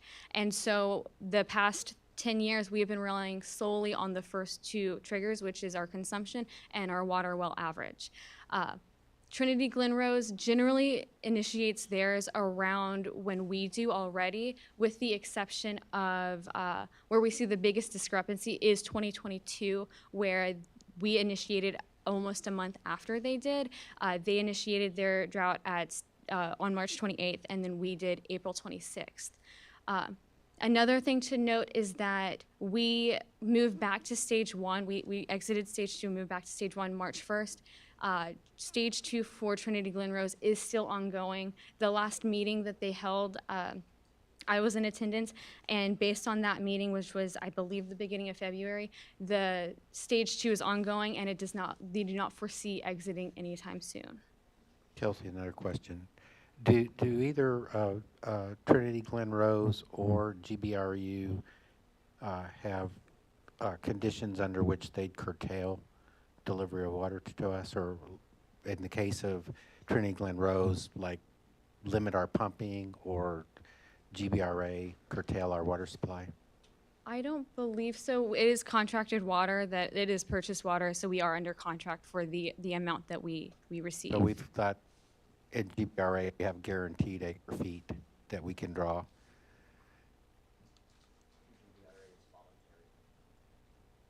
GBRA is voluntary. Voluntary increases. This is just kind of like parting words, so bear with me. I've always never really totally bought into GBRA's assessment of the reliability of their supply. I personally feel like it's oversubscribed, so I'm just going to throw that out in the middle of the floor. And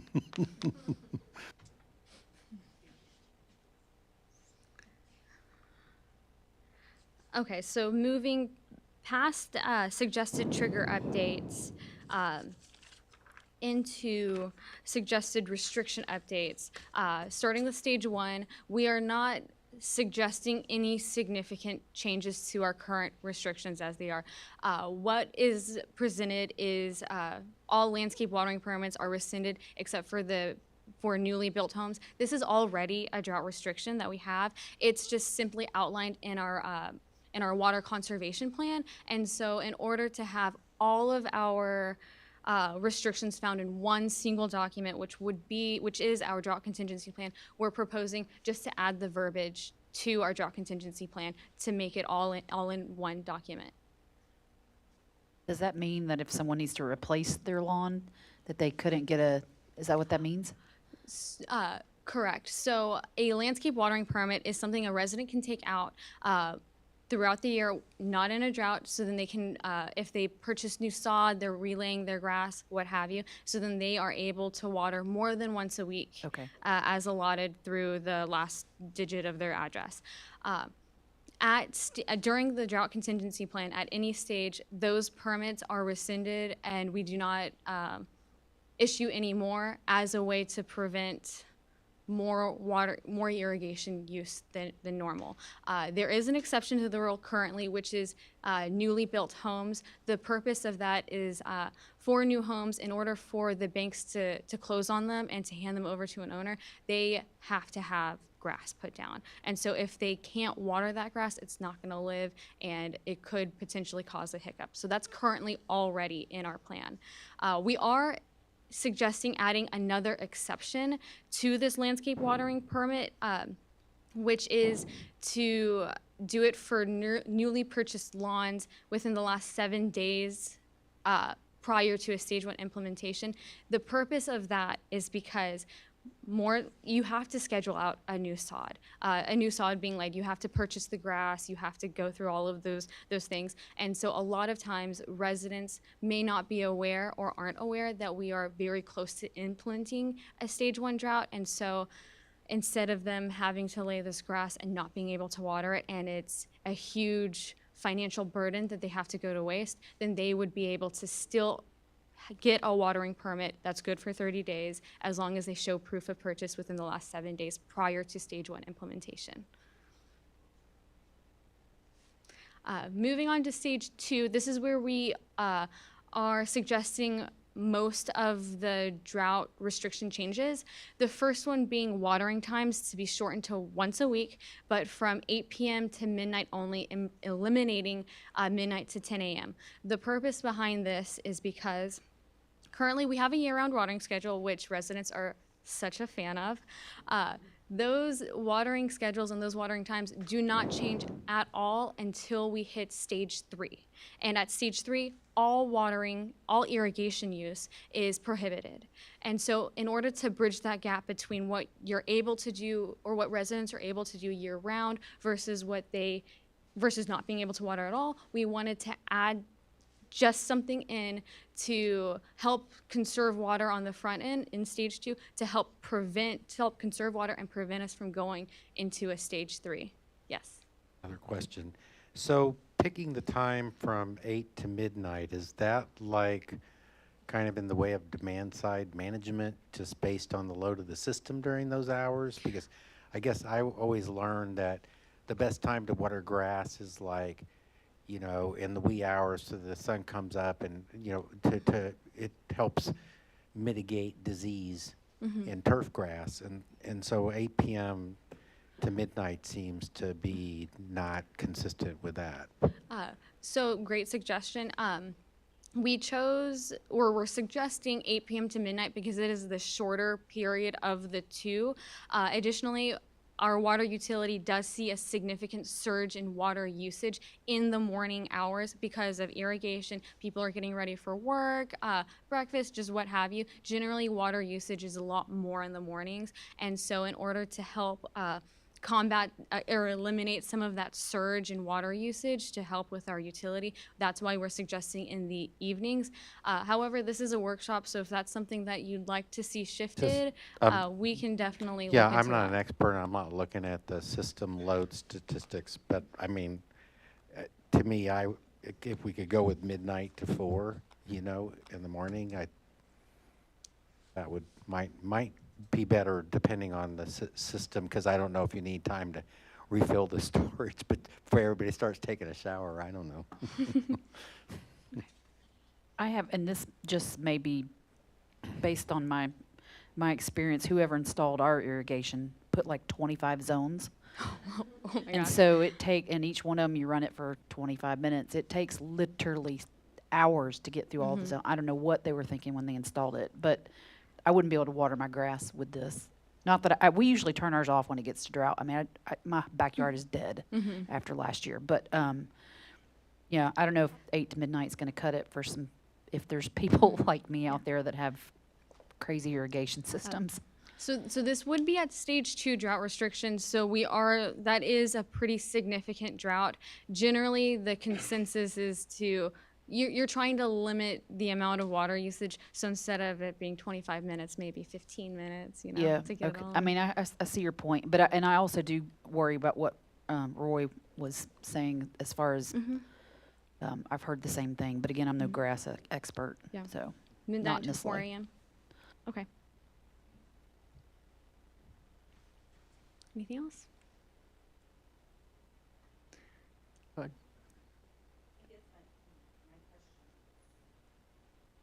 My question is, why be so restrictive? Like, why wouldn't it just be from like 8 PM to 4 AM? Because really, you want to minimize the usage of irrigation when everyone is using their showers and stuff like that, which, you know, most people get up around 5 or 6 and start getting ready.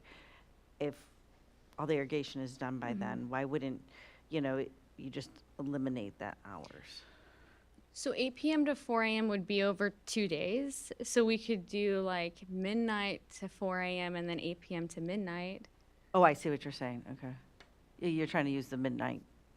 Within one day, as what to not make it confusing for residents, they're already used to it being 1 day a week. By doing it from 8 PM one day until 4 AM the next, that would be over 2 days technically. But we can do it, I mean. That makes, I I see hear what you're I saying. see what you're saying, because I have 3 settings, I have 2 settings on my irrigation, one Right. that goes in the morning and night, and one that's just morning. And I could switch between the 2 depending on what's going on, right? And so in this situation, instead of being able to irrigate in the morning and at evening on that one day, I could do just the morning or just the evening. Right. Okay.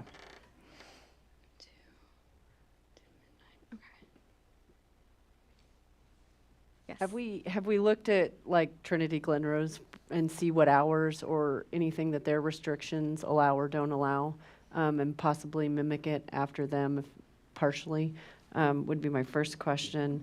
And then I guess my second thought just on the whole thing is that if we've only really entered into, you know, drought stage 2 per our thing, you know, once, at that point, to me, it's pretty severe. And should we really be worrying about grass at that point? Because, you know, we're in a water crisis currently, specifically people on wells and, you know, just getting the supply from our wells or GBRA. So I think, you know, that's something that we should think through. If we're actually entering into stage 2 and we struggle to enforce the stages already, maybe it needs to be a little bit of an axe going down. Great points. For Trinity Glen Rose, I have to double check my notes, but I believe, so they don't have year-round watering schedules. I believe stage 1, they go into once a week. Stage 2 is every other week, I believe. And then stage 3 is none. Yeah. And again, yes, this is the first time that we have initiated stage 2, which was done early by the order of the mayor because of the significant strain that was having on our utility. And all experts out there will agree that water is a hot commodity. It is, especially in Texas. Droughts are only going to get more severe. Rain's going to get less significant. And so, you know, I don't want to assume, but it appears that this could be an ongoing, continued issue going forward. And I'm not meaning to pick on Michelle and her 25 zones, but. It's not quite that many, but it's close. But, you know, one of the things I think, and this is more probably an educational thing, or maybe even something to consider, you know, for UDC stuff is, and I thought there was, I just haven't read it recently, some restriction on the area of lawn beyond the perimeter of the house that could be irrigated. And might 50 take feet, working yeah. with some of the restrictions units out in the community to allow people to put in landscaping alternatives versus turf grass to try to be more proactive about this whole question. And I guess I would like to see going forward, you know, some element of, you know, kind of that more proactive piece. Everybody always looks at, you know, they're telling me I can't use water, and if I do, I get this huge water bill. Stuff is punitive, but I think if we could work on that other side of the equation, it would, over the long haul, especially as new developments come in and we tend to encourage, you know, larger lots and stuff like that, if we could head that off before the problem exists. You know, I think that in the long term would be more effective than whatever you do with this. I have another question. I feel like just driving around that even when we do go into restrictions, people just ignore it. Like, I see sprinkler systems going off in my neighborhood this morning when it's pouring rain, and I'm like, you know, just, I mean, I don't mean to be frank, but stupidity. So how, I mean, like, how do we, I don't know what the answer is, but like, to me, I feel like that's a bigger problem. The people that actually care about conserving water are gonna do what you tell them to do. It's the other people that are the real problem. I don't know, I don't even know how to, Absolutely. So our code compliance officer, who does a lot of the majority of landscape watering issues, works very diligently over the summer, and many people have received notices about watering. It's just an ongoing issue that's not specific to Fair Oaks Ranch. SAWS, as you all might have seen, issued lots and lots of citations. People were tied up in the courts. Their fines are very expensive too. So it's just an ongoing issue that's citywide, that's statewide on ensuring. do we push these out on the alert system that we have? Yeah, I figured. Good point. I mean, I think as Robert went around, what we found is a lot of it is education. Absolutely. And so even some people aren't even aware of the 1 day of watering based on your address. And then The city is unique in that way that we do have a year-round watering schedule. So a lot of it is educational outreach, which is what Robert and myself do. Some residents just don't know. And 95% of the time, they're more than willing to comply. It's just about getting the word out and talking to the residents themselves. One of the things that works is bills. And, you know, getting back to the wastewater, when you go to the volumetric type approach, nobody waters their lawn during the measurement month. You know that, right?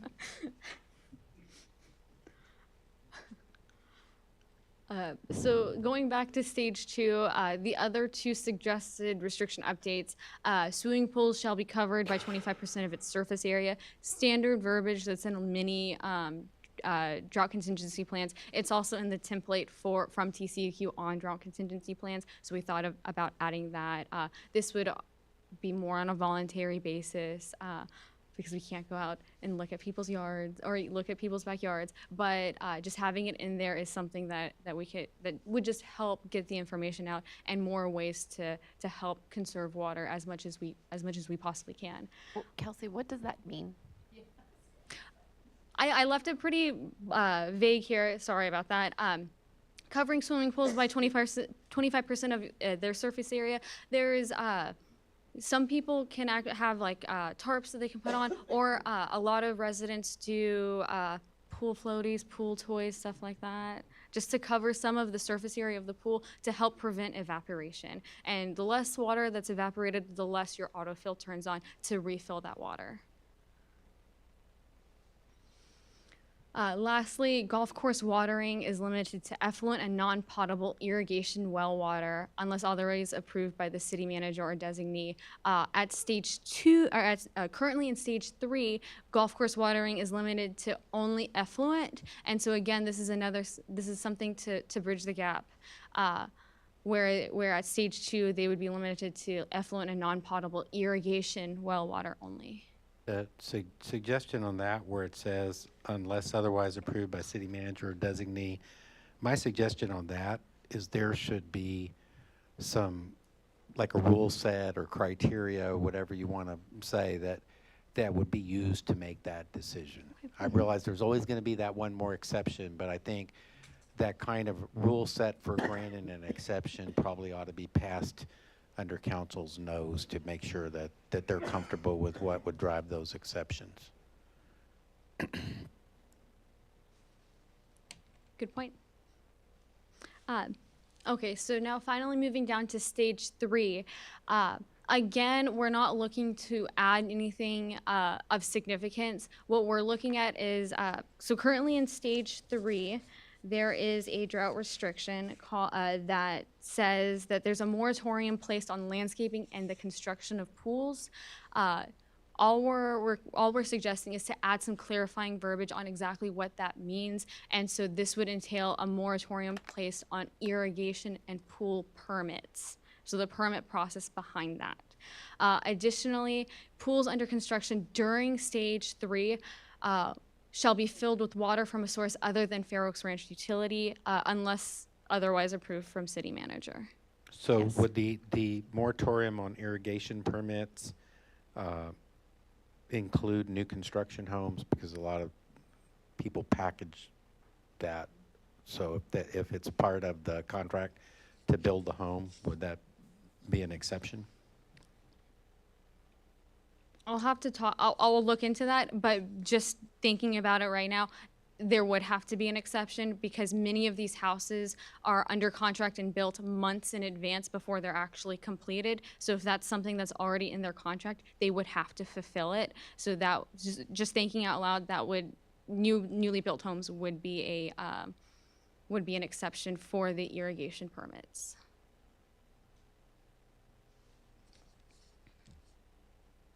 Any other questions?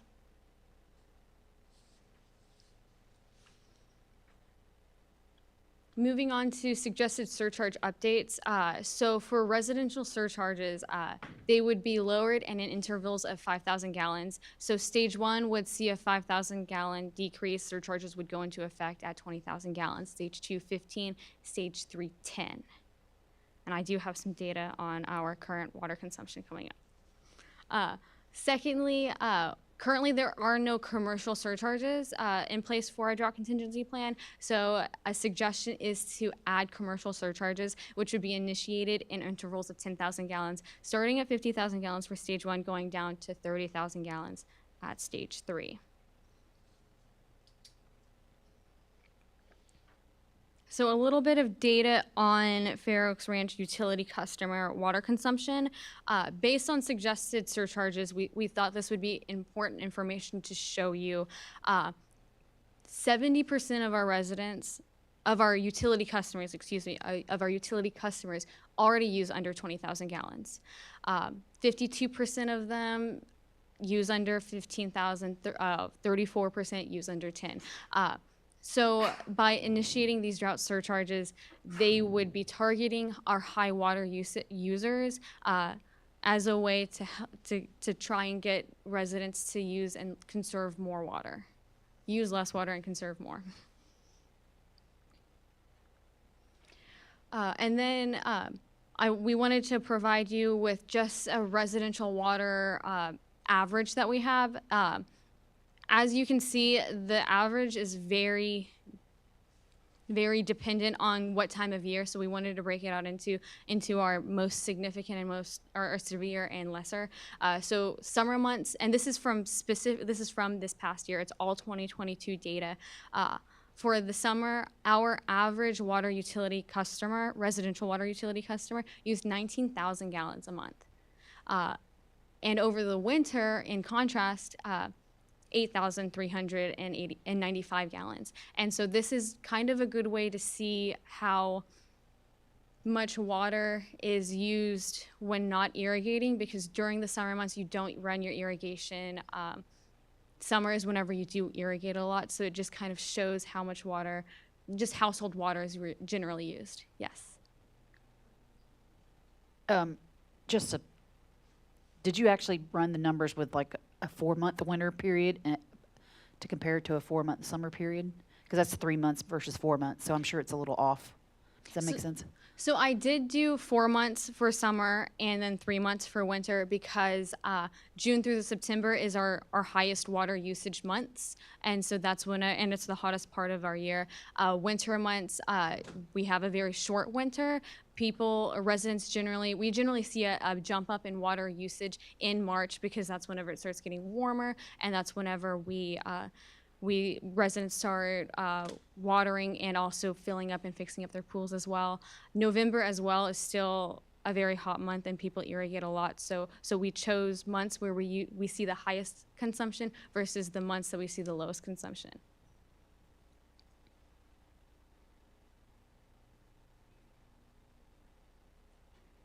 So I'm gonna be a little bit nerdy here. So did you calculate the average or the median? So, no, and the reason I ask this is if this is the average and half of the people are at 30,000 and half the people are at, 15,000, yes, the median, average will be 20 or whatever, but 50% of the residents are gonna get a surcharge. So so what is the median? I can look that up for you. Okay. Because if you Yes. look at it that way, I mean, Yeah. if half the residents are 10,000 and half the residents are 30,000, the average is going to be 20,000, but we're basically going to give a surcharge to half the residents of. So are of you there. asking what the kurtosis of the curve is? But I just want to make sure, yeah, so I think that's important to know because, Yeah, absolutely. So Yeah. I can do a little more math on it. I'm a data person. I love Excel, so I can definitely break it Okay. down a little bit more for I you. think that'll help me a Yeah. little bit more. The mode? Oh, yeah, okay. Just a question about that. I know this is a workshop and everything. Would that question be resolved is in looking kind of, I guess, that's kind of like a rate in effect to establish the surcharge? And so I think it would be good whenever council does get around to looking at this, looking at some more refined statistics to understand what the average, I won't use that term, the bill impact would be on a typical user. Because, I mean, I know I'm not an excessive water user, but just using irrigation one day a month, one day a week, and I don't even use it twice, like, for the whole period, I just do one morning for a few hours, I'm at 25. And it's a household of 4. Mhm. And so, I imagine there's probably a lot more, and I don't have a pretty big yard. Yeah. So mine's a pretty small yard. So I'm curious now. We can, yeah, absolutely. We can break it down, do a little more statistics. We can, we have the capabilities of even breaking it down where, 10% use under, like, this is the amount under 10,000 gallons, this is the amount under, yeah, we can Yeah. do more like that. I appreciate that. That'll help with the Yeah. decision. Absolutely.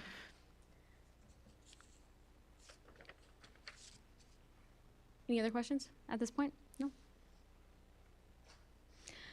Moving on, this is not an update. This is something that we suggest possibly implementing in our drought contingency plan, which is a drought surcharge appeal process. As you may remember back in, I believe it was the October, November timeframe, a resident had come in who had experienced a very, very severe leak, over 300,000 gallons. Where that leak was located in his home, it did not apply, or he was not covered under the normal leak appeal process. And so that, I believe it was $8,000 or $9,000 of his water bill was strictly drought surcharges. And so based off of that and some other concerns and other concerned residents that we've spoken to since then, we suggest adding a petition to remove drought surcharges from a monthly statement, which can be submitted in writing to our city manager or designee for customers who experience an extreme leak. An extreme leak is defined as the monthly consumption that exceeds a customer's 2-year average for that same month by double. So if the leak occurs in March and it's 15,000 gallons, but looking at historical data that resident at March for the past 2 years usually only uses around 3,000 gallons, that signifies that there was some type of severe, significant leak that did occur on their property. Again, if 2 years of data is not available, say they moved in last year, the consumption would be 3 times the amount used from the previous month. The process for appeal consideration would be to provide in writing the details of the water leak. It would need to include proof of repair within 30 days of discovery or notification from the city as well. And then after that, city would review and notify the resident of the determination. This is separate from a leak appeal and may be considered for any leak found on a customer's property. Yes. Around this, does and do we still call it Aquahawk? Or do we Aquahawk, re- yes. Does Aquahawk produce any alarms that staff can see where they see that a Yes. meter's peak, running? And I know people can set up notifications, but sometimes they don't, where there could be an intervention, because I think if what really the end goal is to stop the loss of 300,000 gallons of water, Absolutely. then, I would hope that there's a back office process that says Staff calls them. something's wrong there, Yeah. and Yes. get them, and get some attention on that before it gets that bad.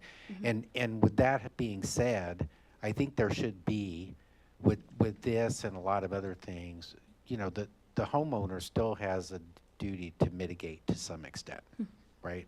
So they're gonna have to pay for the commodity, and they're gonna have to eat some of the leak if they didn't take timely action.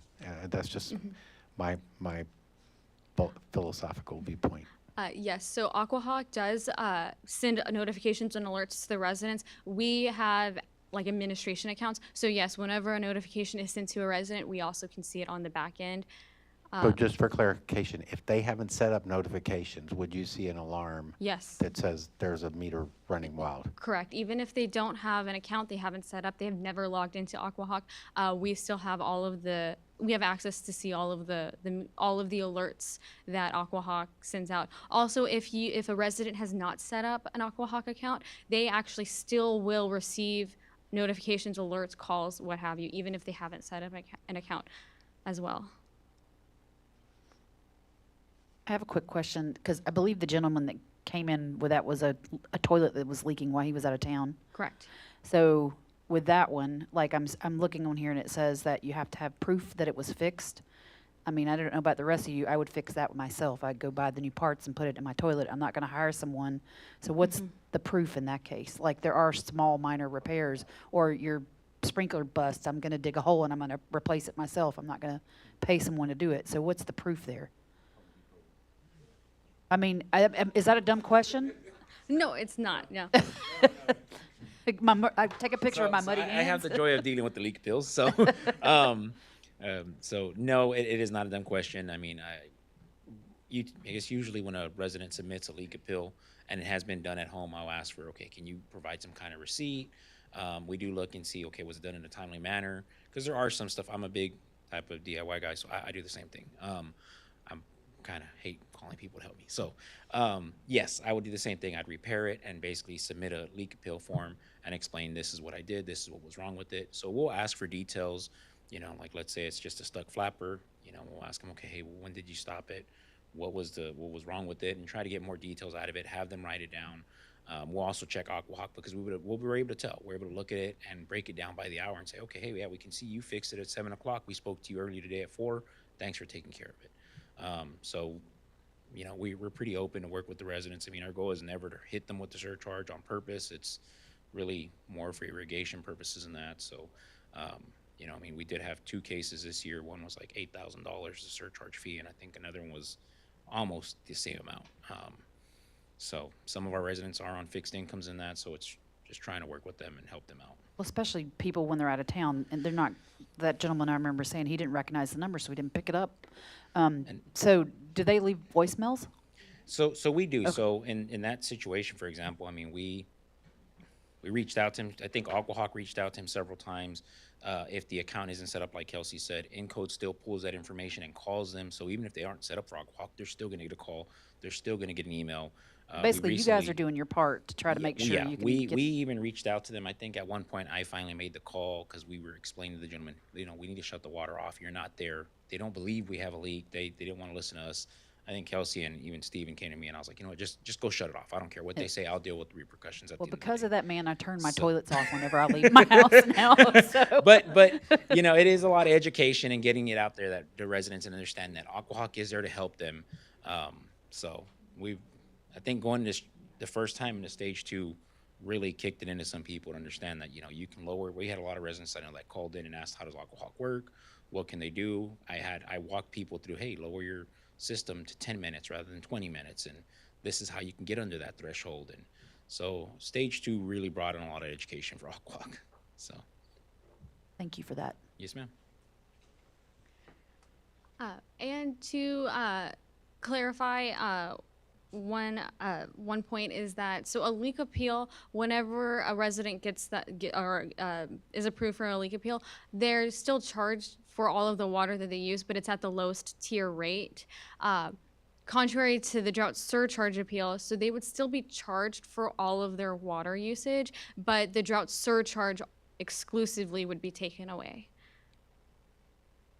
And again, this is for leaks that would not apply for a traditional leak appeal. So a leak appeal is for leaks that occur in the home, on the main line, items like that. It does not cover pools, irrigation, toilets, faucets, stuff like that. The drought surcharge appeal would. So if you have a broken sprinkler head that you're unaware of and it uses 100,000 gallons over the course of 4 weeks because it's just spraying in your backyard, then as long as it's fixed in a timely manner, once it's been discovered, you could apply for this, and then the surcharge would be removed, but you're still applicable for all of the water usage that went through that sprinkler head.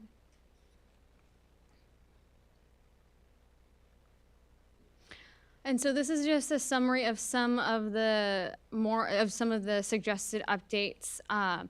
Again, just for the triggering aspect of it, heightening observation well readings for stage 1, stage 2, and stage 3 by 5 feet, adding Trinity Glen Rose as a trigger for initiation.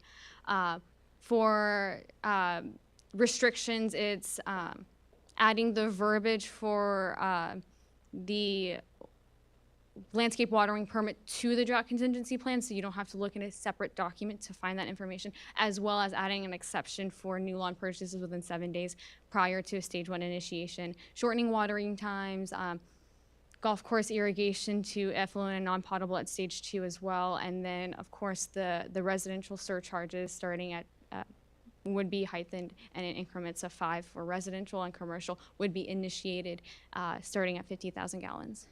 Does anyone have any questions or suggestions or topics for discussion? All of the above. Kelsey, how many commercial activities do we have that utilize that much water? Do you know? So,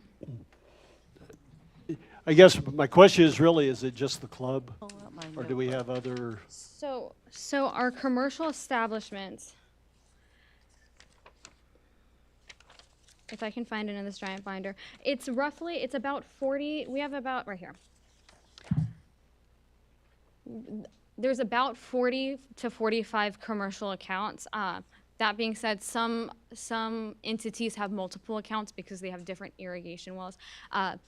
Items that are considered commercial is restaurants, the gas station, and HOAs is a big one. There's a lot of HOAs out there. And so, yes, so 74% of the commercial establishments use under 50,000 gallons. 67% use under 40,000 gallons, and then 59.52 use under 30,000 gallons. So again, it's kind of in the same way where it targets the overtly high water users for commercial establishments.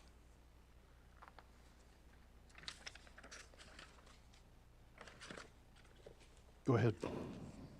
Oh. I'm kind of, as I look at the surcharge levels for residential usage, I mean, right now, as we're in stage 1, the surcharge kicks in at 25,000 gallons. Correct. And I understand what we're trying to do. We're trying to reinforce conservation methods by really increasing the charge. And I don't know. The purpose behind it is to try and get a behavioral change by irrigating less, by just by irrigating less. A lot of our water is used by irrigation. That being said, we do have a lot of larger lots out there. but the ultimate goal is water conservation, especially as we move down into stricter drought restrictions. We're getting more severe and more significant droughts at those stages. So the Right. need to conserve water, to protect our water utility, and to ensure that all residents have enough water for day-to-day usage without boil water notices, without all of that, is very important at these stages. And I understand your concern. 10,000 gallons at stage 3 doesn't seem like a lot. However, at stage 3, landscape irrigation is completely prohibited. So that already takes off a huge burden of our water consumption. TML, Texas Municipal League, actually did a study or did a survey in 2021, and they surveyed 128 cities in Texas to see how much the household water usage was for their cities. That number came back that for a yearly average, again, it's a yearly average, so it didn't take into account summer months versus winter months or anything like that. But for a yearly average, it was 5,481 gallons. Our yearly average, if we've taken all those months into account, is 1,400 gallons. 1,400 or 14,000? 14,000, I'm sorry, 14,000 gallons compared to, I'm not trying to compare Fair Oaks Ranch to the rest of Texas, but it is something that can be looked at because this drought is not specific to us. It affects all of us, and it affects where all of the entities that we get water from as well. So I think it is just important to know that information. Well, I want to bring up a point that Chesley made earlier that, you know, and I don't want to explain it, but we have a lot of private wells, and we're testing our wells at a certain level to see, you know, where our plan should be. And I think we also ought to be sensitive, the citizens that are on private wells, when we draw down on the Trinity Glen Rose, we're impacting those residents. They're not on our water system, but we're impacting them. And I think, you know, that would be another thing. Get somebody, you know, with the science behind it, and look at that when we're establishing those levels, where our test wells are going to be, and you know, you'd have to, I guess, there's some agency, and I used to have the map where you could go and see every permitted well and how deep it is and all that kind of stuff, and make sure that Texas Water Board, right? Texas Water Board? yeah, you can go out there and click on any location where there's a permitted well and see that. But I think it'd be interesting to look at that survey and say, are we being sensitive enough to the people on the ranch that are on private wells when we're setting these levels? Yeah, absolutely. So there's we have an estimate of 85 to 90 wells. That is certainly an estimate because the monitoring of residential wells really didn't come into effect where we had that data until like 2002. So a lot of the wells that were made previous to that, there could be more out there, there could not be. It's just, this is the estimate that we have based on a map that we've had for a while. So it's about 85 to 90 private wells right now, and we're all straws in the same cup.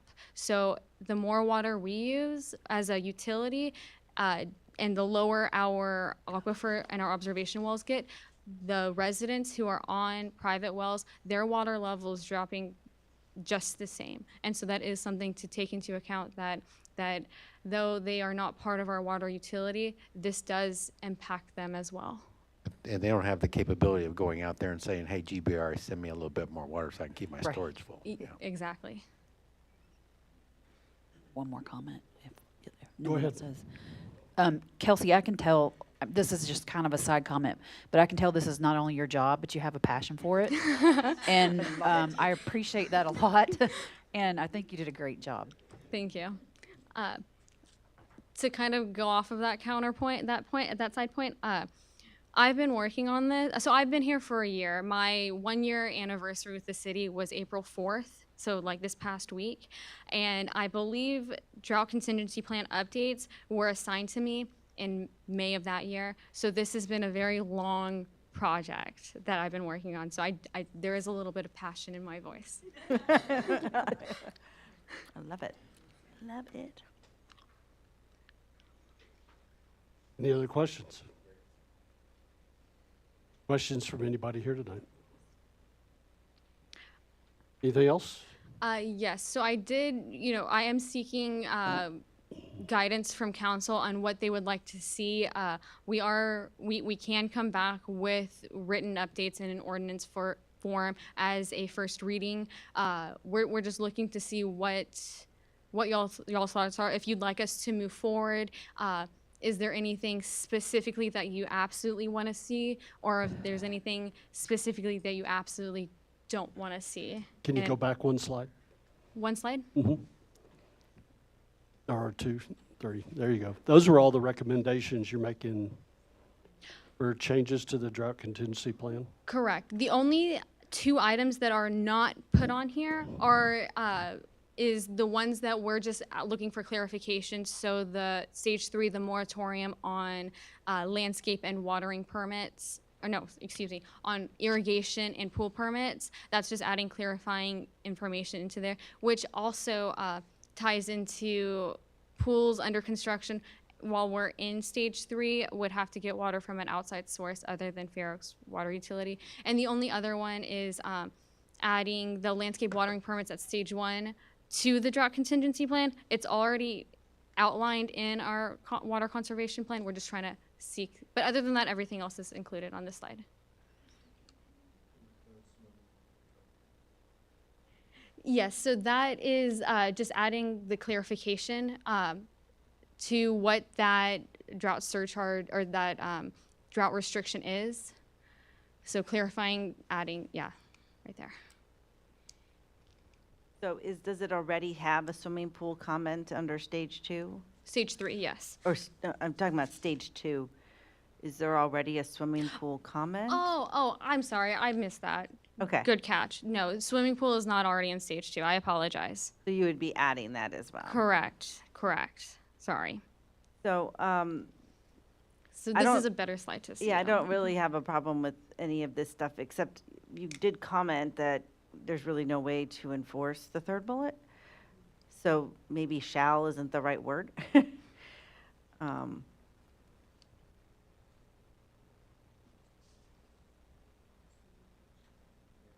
Should, I mean, I think the general. educational, I don't know, I The mean, general guidance on policies is that if you can't enforce it, it's not really a policy and don't have it. And Yeah. I think you kind of just, at the end of the day, you can't write a rule for everything. And you just say, if you don't cover your pool and you have a lot of evaporation in your overflow run, you're going to pay a surcharge. Okay. You know, I mean, at some level, Could be because part of an you don't have any educational way to get the resources to go enforce it. It's just Okay, a suggestion, general suggestion on all policies. absolutely. Good point. I agree. I think, I like all of it, with the exception of the swimming pool part.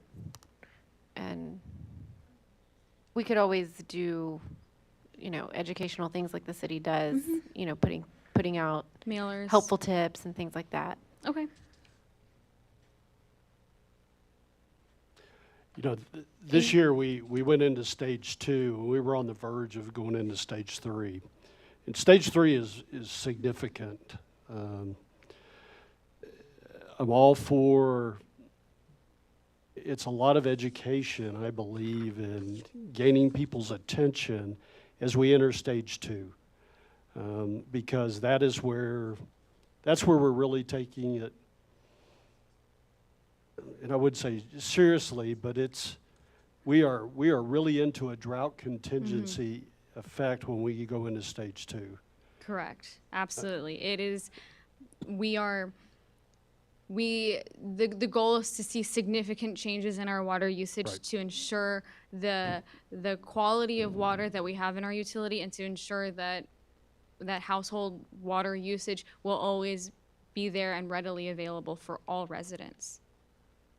There's a limitation on water, and it also carries over into our limitation in being able to provide water through some of our capabilities. I know at times our ground storage tanks were low. Is that fair to say? I know we were on the verge of critical low a couple times, but it's where we really need to take seriously those conservation methods. So yes, I'm all for what we need to do. And if we ever get to stage 3, I mean, we're at a loss for water. So Absolutely. That's where we don't want to get to. How do we enforce our watering times now? Because the times that we have set is outside of working hours, right? 8 p.m. to 10 a.m. most of that time. The vast majority of that time, we don't have anybody working, except for the police, right? How do we enforce that now? So we enforce watering that's occurring as much as we absolutely can. So Robert goes out there whenever we drive around and we see while we're working 8 to 5, we drive around and there are many people that we catch watering at Oh, those like during the times. day, you During mean? the day, correct. During the Okay. day. Oh, so the violation would be if it's happening during the day, then that would certainly not be allowed. But you won't know if for stage 2, if my sprinkler goes off at 2 a.m. or not. If you look at I mean, you'll if- know, but if you wouldn't look- be able to catch me because you wouldn't Yes, be working. yes, you can, because if you look at an Aquahawk graph, But you can't can give me see a the violation irrigation off of Aquahawk. Yeah, so we would know through Aquahawk. However, we are 2 people. The manpower is simply not there to have someone 24 hours a day watching and driving around and to catch violators. There's 2 of us. There's simply without many more people. And yes, we do have a lot of residential complaints. The citizen problem reporter, we get complaints on there, and that's how we can investigate as well. I think if Chief was in the room, he'd tell you the same thing applies to speed limits and passing school buses and all the other things. There's an assumption that if everybody knows there's a law that the speed limit on the parkway south of Dietz Elkhorn is 35 miles an hour, that everybody will honor that, but then they don't. Yeah, And but so they all you have can do is the police. best you can and try to encourage good behavior on as many people as you can. And The importance is educational outreach, and we try to do that as much as possible. I guess the point I'm trying to make is we remove swimming pools because that's not enforceable. Is it really enforceable? Midnight, from midnight to 10 a.m., knowing if somebody, yes, we have an automated measuring we system. can't give a violation off of Ms. Kerner, Aquahawk. you are correct. We can't issue a violation off of Aquahawk. But You know, it is for. you can but if we provide do- constructive feedback. If we do come across somebody or an account, let's say somebody calls and says, hey, I have a high water bill, we're able to go back and look and say, well, you're watering past your time frame. You know, so it's the education purpose that we use it for. We can't issue the violation, but we can educate them. People usually do comply and they'll go ahead and drop it down. I mean, we're not in the nature of enforcing. We do have, you know, we could have Robert go I'm out gonna and do say that, that- but it's more education. Of course, we said we would never use Aquahawk as a big brother type thing. But once again, I think that's where you just kind of get down to, at the end of the day, you can't. And so that's why I think there ought to be, you know, the surcharges for the excess water use, and that, but it's not That- really an enforcement or a policing or anything else. If they want to run amok on their lawn That is watering or not usually- control their system, then the consequences are a high bill. That's probably the most effective means of bringing the behavior into line that you can do, and it doesn't really take, you know, a whole lot of resources, assuming the level of automation in the billing system. The bill goes out, and if they pay it, you might get a high bill complaint, but then you can use the system to explain that. Yes, you are correct. Really, that's what the surcharge is there for. That's kind of the eye openers. When they get their bill, they're like, wow, I've got a really high bill. And then they're calling and asking and they're upset. And I have to deal with them and explain to them that this is what happened. Here's the surcharge. Here's why it is. And try to work with them. So, I mean, we can enforce it because like Kelsey said, we do not have the staff. But once we get the knowledge of it, we are able to go ahead and push it out. I know in the past that there was discussion about having officers drive around, but I mean, our officers are busy doing other stuff. So, you know, this is, since we are small staff, this is kind of our way of enforcing it, is the surcharge is kind of what pushes it. Refresh my memory, if you caught them in an active violation, they were watering at 3 o'clock in the afternoon during stage 2. Does our ordinance have any penalties besides the bill?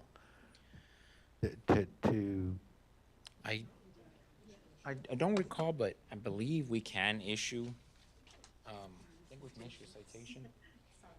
Yes, like any ordinance violation, we can issue a citation. But I didn't know, I thought for every ordinance that had that, we had to separately assign Correct. a fine amount or whatever to Well, this one does have associate. a penalty clause in it, it does.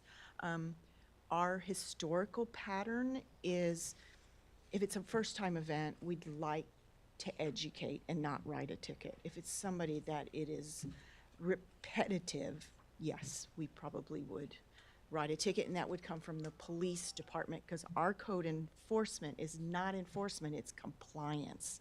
Our code officer is code compliance officer, so he does not have the capability to write the ticket.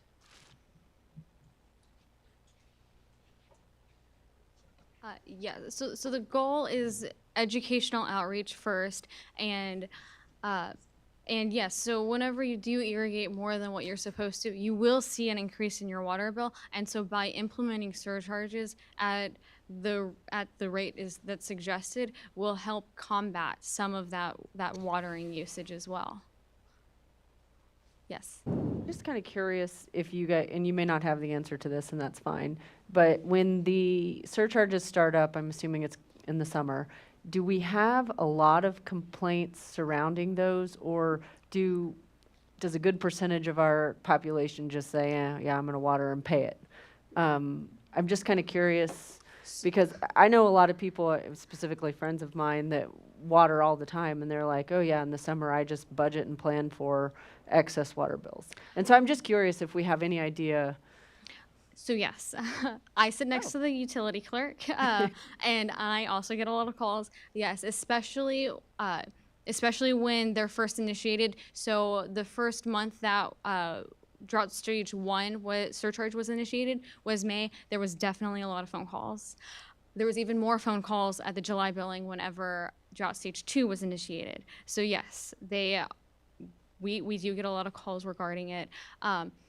And we did see, interestingly enough, we did see a behavioral change whenever we did initiate these drought surcharges as well. This was one of my backup slides. So May was the first billing cycle for stage 1 surcharge. Obviously, from that to June, there was not a change. But you have to take into account the time of year. People are getting their lawns ready. They're doing a lot of outside work. So there was not a significant change. Additionally, 70% of residents already use under 20,000 gallons, so it did not affect as many residents.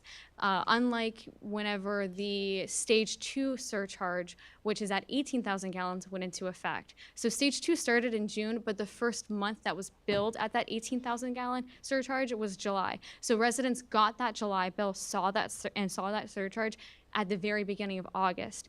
And if you can see, there was a 9 million gallon difference in water usage from July to August, which is a lot and is very different from what we've seen in the past. So in 2017, there was a slight difference between July and August difference, where there was a 5 million gallon difference that it went down. But from 2018 to 2021, August water usage was either very close to the same or significantly more. In 2019, there was a 20 million gallon increase in water usage from July to August.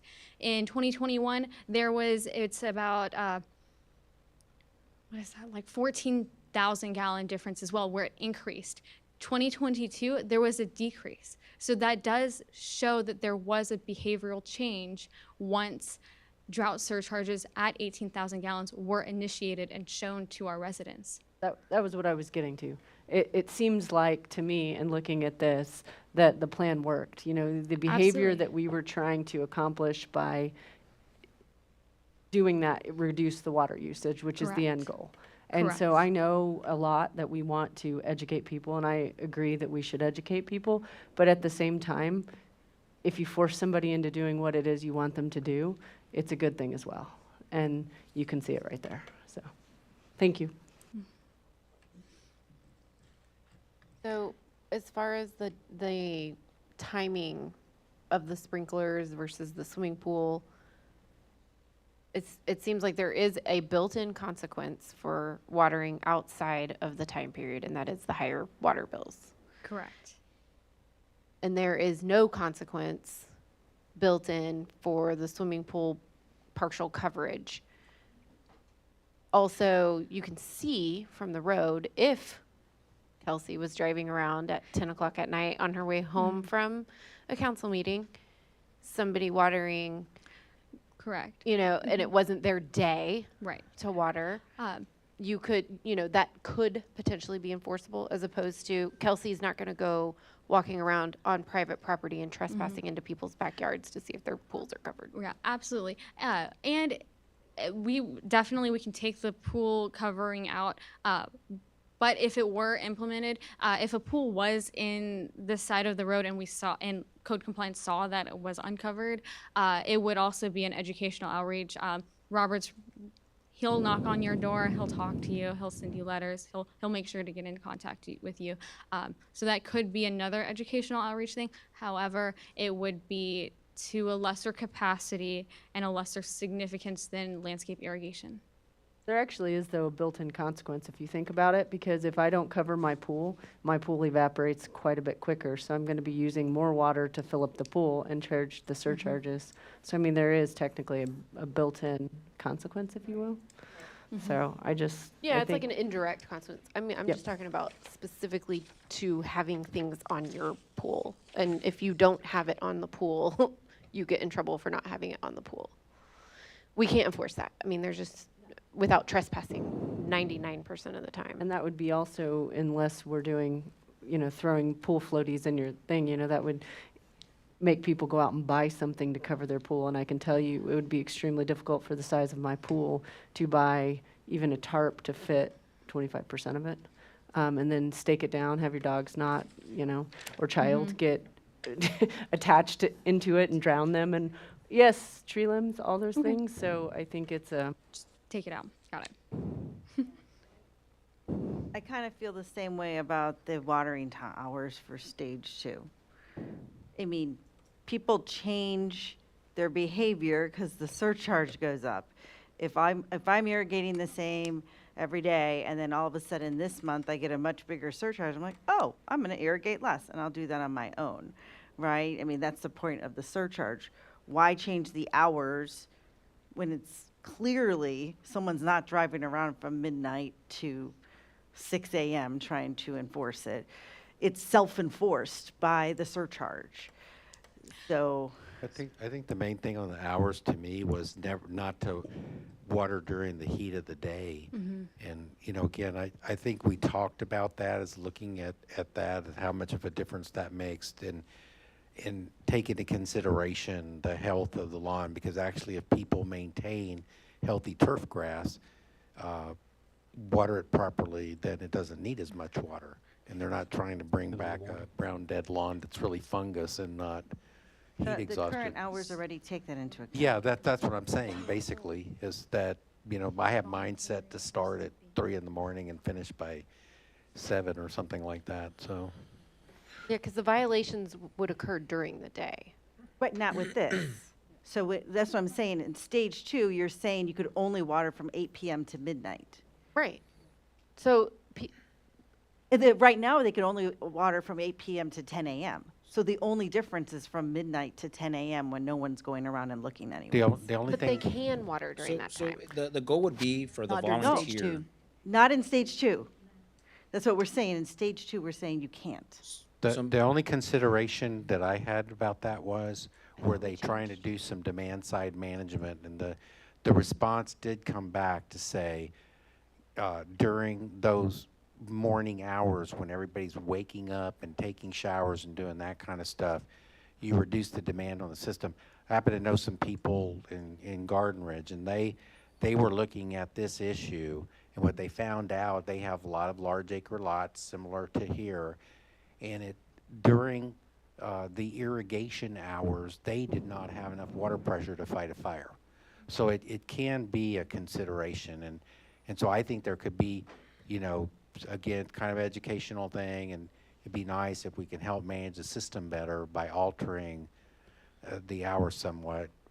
Not going to be my decision ultimately, but I just take that into consideration of managing the water supply, the water distribution system overall. Yeah, I guess I'm not arguing that's not a good idea. It's obviously a good idea and it should be good practice, but I'm arguing, should it be in a policy that's unenforceable? It's not unenforceable. It's just we don't have the manpower at this time to enforce it if we want to. We could. It is actually enforceable if we wanted to enforce it. But we're not proposing hiring somebody working from midnight. Not today. Right. Well, but are we going to go back? But we're proposing we're something. putting it into play. So, Ms. I think it's Kerner, a to good answer you, I deterrent. mean, the goal would be to get those people that are willing to voluntarily listen to the rule to Yep. fall in that line, which could be, let's say, 50% of the people, and then you have 10% of people that are going to go ahead and water over, and they're going to get hit with that surcharge. I can tell you right now that between, like y'all brought up a good point, 4 a.m., that's probably a good stopping point because that gives us about 2 hours to refill the tanks before anybody's up. And then that allows us that water capacity because in the mornings when our guys get here at 7:30, I can tell you that our pumps are running and they're screaming. I mean, they're hollering that they're pumping out as much as they can. And just from this past year, we were at that point when we got here that, hey, our pumps are going to shut off by noon. And we don't have the control to turn them back on. Once they shut off, because we've hit such a low level, we're kind of just at the demand of the people now at that point. So it'd just be a voluntarily thing that, if we could put it from 8 to 4, that would be an ideal. I liked when y'all brought that idea because that gives 2 hours of a window for us to work with and respond to. So, yes, ma'am. Maybe we consider, because of that, not just stage 2, but altering the hours that you can water for stage 1 as well.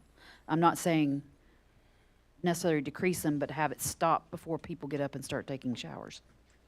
I actually think would double down on that idea. I think having a watering day and watering hours should just be a standing rule, not triggered by some drought condition. Now, there may be, by the time you get to stage 3, no irrigation at all. I get that part, but the normal irrigation should, have rules about it, period. And that's both from water conservation and managing the water distribution system. I think Roy brought up a good point too. It's like a speed limit. We don't have a cop sitting on every road next to a speed limit sign enforcing the speed limit. So, but it is enforceable. We have if there was someone a on cop duty there. 24/7 who could catch it. That's different. We literally have nobody working during those times, and we don't propose somebody to be. Well, there are situations when we do though. It's not a shift, but if there's a situation where Julio gets called out for a water main break at midnight and he's out working and he happens to drive by someone's house, and I mean, he could enforce it. But he's not the code I'm enforcement just saying. officer, I'm so just he couldn't. Yeah. I'm So, just but- putting it out there that Yeah, it but he's not the actually code is enforcement officer, practically so he can't enforceable if we want it to be. So. I think even as a means of just having it in the policy, and then Right. provide it that we can utilize that for educational purposes, that says these are the times that watering is limited to, provides us some capability. Right, I- so, I agree if this was a policy, but this is an ordinance. That's what I'm saying Oh. is, I have no problem if we put it in a policy, but this is an ordinance, which is intended to be enforced. So if we want to write a policy that says in stage 2, we're going to recommend all residents do this, I agree. Right, but it's an ordinance. Right. That's my only argument, is I agree, we should tell people to do this. We should tell them to cover your pools. But if we're putting in an ordinance, we're saying we intend to enforce it. I'm in favor of having an ordinance. There's a lot of ordinances that we have that don't get enforced every single day, that do have consequences built into the ordinances. Feeding deer, all kinds of things. So, there's other things that there are ordinance for that are enforceable. I'm in favor of this. I think having something out there with a built-in consequence that could be enforced has a lot more teeth and will deter a lot more people. I don't think we're saying we don't want this policy to be an ordinance. And I don't think, what I'm understanding is all we're discussing is the hours. So if we aren't planning on having somebody driving around to enforce those hours, then it should be just written out in our, policy that we are going to send out for education and all of those things. But if we have zero intention of enforcing it, there's no point in having it in the ordinance. I disagree too, because I'm sitting here thinking the goal of what we're trying to do here is discourage watering during the morning hours when our system is stressed and everybody's up. So, I think we should do everything in our power to do that. And if it means reducing those watering hours, period, during all stages, so everybody's done with their watering by a certain time, I don't have a problem with it, because I also agree with Emily that maybe in the future we do have someone that enforces this, and then it's already written in there. And in the meantime, it can act, as a strong encouragement, and can be enforced if it happens to be. And I know in the past, the council has, I remember listening where you guys have had policies, or you guys have thought, unless we can enforce it, we're not gonna write it. So, but in this case, I disagree. It's water and it's not unlimited. So more residents, more people are more willing to adhere by something written in an ordinance than it being up to, it's a suggestion, it's voluntary compliance. More residents would be more willing to adhere to watering times or anything if it's written down, if it is in an ordinance. So then whenever they do call and want to talk about a high water bill, we can tell them, well, you're watering 3 days a week from 8 a.m. to 10 a.m. You're using 10,000 gallons every time you're watering. That is against our ordinance, and there could be an enforcement mechanism to prevent that. But as of right now, it's your high water bill, and that's why you're using so much water. So residents are more willing to comply whenever they know that they're breaking an ordinance, they're breaking a law, rather than it being a mere suggestion, a voluntary basis. I get what you guys are saying. We all agree that we shouldn't water during those hours. But really, is a $50 citation fine going to really change that versus a $10,000 water bill? The surcharge is what is going to change their behavior, not a $50 citation, which we're not enforcing. We could still write it and say, here's the policy. We, as the city, suggest we would like you to only water between 8 p.m. and midnight. Like when you said that, Mayor, during stage 2, we would like you to do this, I followed you. I did it. I didn't do it because it was an ordinance. I did it because you put it out and I knew my surcharge bill would go high, and it was the right thing to do. It wasn't because somebody said, I'm going to potentially write you a $50 fine. But Laura, you sit in here and you get that information. 90% of our citizens would not even know that Greg put that out there or the city put that out there. But they would if they called in and they have surcharges, and then she can explain it's actually written in an ordinance. It's the surcharge that had them call, not the ordinance. That's because we don't have an ordinance right now. I don't like breaking the law. I don't think most people like breaking the law. And if they knew it was a law, they're not going to break it, or they're trying not to break it. The conversation would change to say, well, I guess you're lucky you're only getting the surcharge, you're not also getting a fine. A $50. What do you need to move forward? Council, really- council consent? I think what we're saying is that area is probably still going to be debated. So y'all have answered a lot of you've given me a lot of information to go off of. My one question going forward is still would you like to see a first draft of an ordinance for a first reading to put all of this in a document?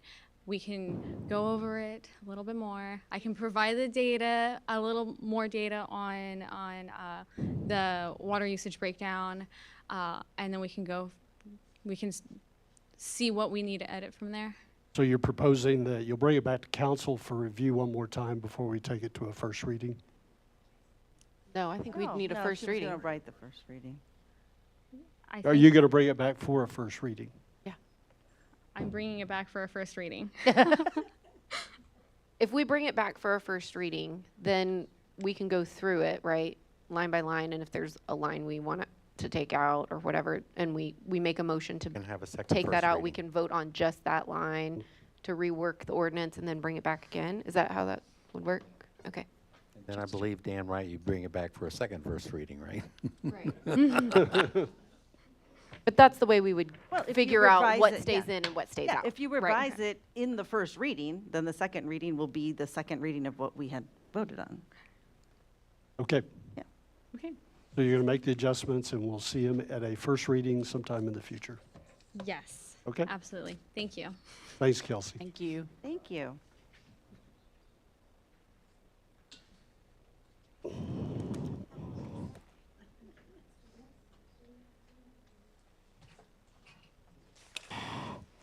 All right, so we're going to move on to our last workshop item tonight, which is discussion and the possible action to shape and frame the quarterly town hall meeting that's coming up on the 18th of April.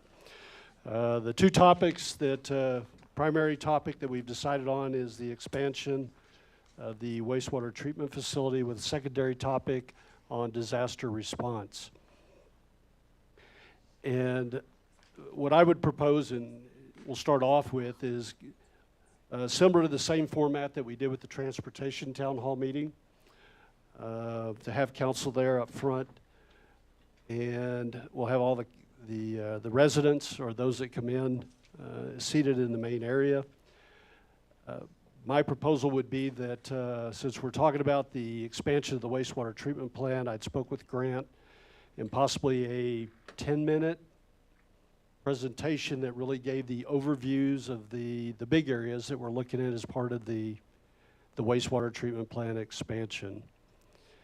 And if it came down to it, we could do a couple comments on disaster response.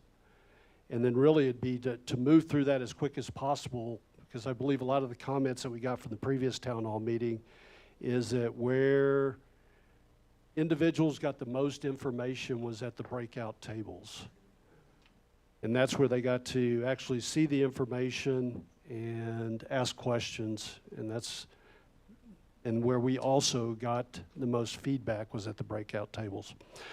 And so what we looked at with wastewater treatment plant, I think we talked about two tables, one that focused on the expansion, and then maybe even another one that looked at the implementation of the screw press system and what we're putting in. Does that,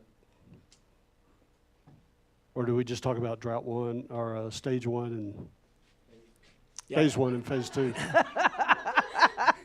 If I recall, Mayor, we were planning to have a breakout station specifically for the plant expansion, and we'd have support from Carver. They agreed to be there as well. And then the other breakout station would be the wastewater plant's current operations and CIP. So we'd have our utility staff man that table. Okay. How does that sound? And then disaster response, I think what we primarily focused on was our response to the recent storm that we had and some of the complications that we went through it. But I think it would be a great opportunity just to capture comments from our residents about what they believe and what they would like to see as part of disaster response and emergency preparedness from the city side. That's what I was gonna ask. Were we gonna have a breakout station specific to the disaster also, Yes. or no? Okay. And would that be manned by city, or are we gonna invite the folks that actually did the cleanup, or? I don't know the cleanup, but when we first started the disaster, I mean, we had issues with water, wastewater. I think we could talk a little bit about that. Yeah, power was a big issue, but and maybe I could get with Chief and we talk about, what are the issues that we are most concerned about in emergency response for our residents, and provide some of that information, maybe even include the fire department as part of this. But really just trying to capture ideas on what y'all would want as part of this.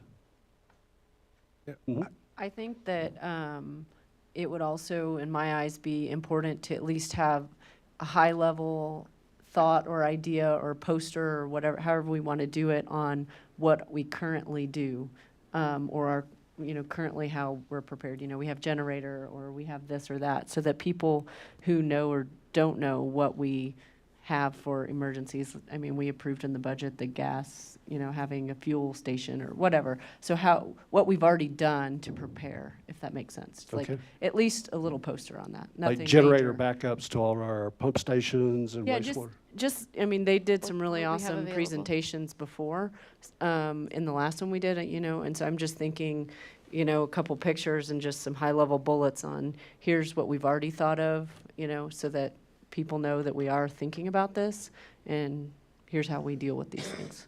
Yeah, I think in addition to that, I think that's a great idea. And in addition to that, I think what maybe would help a lot of people is just a graphic, I'm thinking like a network diagram that shows all of, the agencies that we have to connect to deal with things. And I think you could stretch it back for this network diagram, who did we all have to hook up with to work through Snowmageddon and COVID, and then this recent ice storm, and just, all the other agencies and neighboring cities and counties and stuff like that we work with to get through this stuff.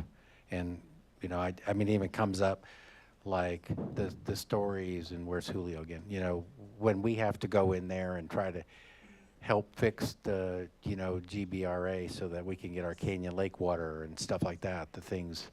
And I just see this diagram with all these bubbles on it and all the interconnecting lines that it takes to get this done, with the message being that it takes the staff with the relationships with all those things to make those connections work, because you never know what the problem is. You can have a plan, disaster recovery manual's up there, but the most important part is, who do I call, kind of thing. So I think something like that would be informative without needing a lot of words, just to show here's all the connecting dots.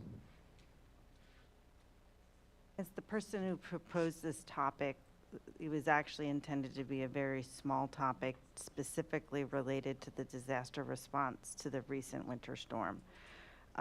What happened, what is still going on, the whole timeline of things. I'm concerned we wouldn't be ready to have a whole discussion on emergency operations, and some of that, we have to be close hold on some of those things anyways. So I would rather stick to the topic as agreed to at the previous council meeting. Know if the brush collection is going to be done before the town hall, or no? I know No, it's pretty it's soon. not. Okay. Yeah, they estimated 4 weeks, and town hall meetings in 2 weeks.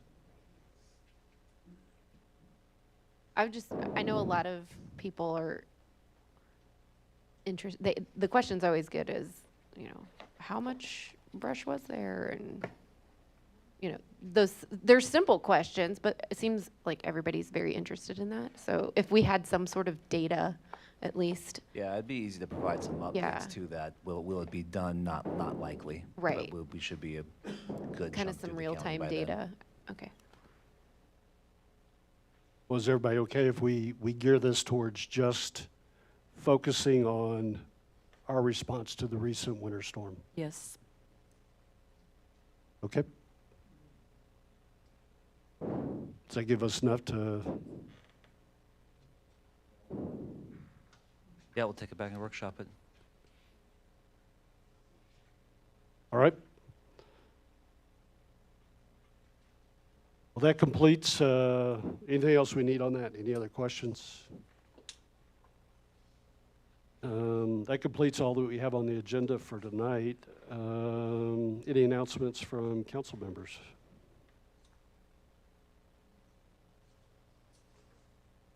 Easter is on Sunday, so happy Easter. I had a couple announcements. City Hall will be closed tomorrow. That's in observance of Good Friday. We talked about the town hall meeting. That town hall meeting is on the 18th of April at 6:30 p.m. at the Spring Creek United Methodist Church.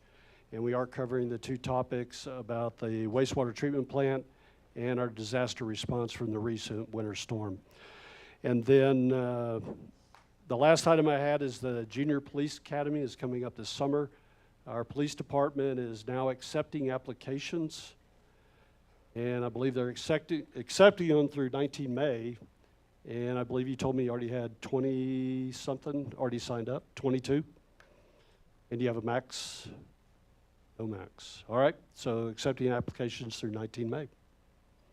If you'd like to get your kids into that. And if you have any questions, please contact our police department and they can provide any additional information you're looking for on the event. I know that we put out a, Yes, ma'am, the application can be found under the police page, and I believe Casey posted it to the front page also, main page also. Excuse me? May 19th, yes.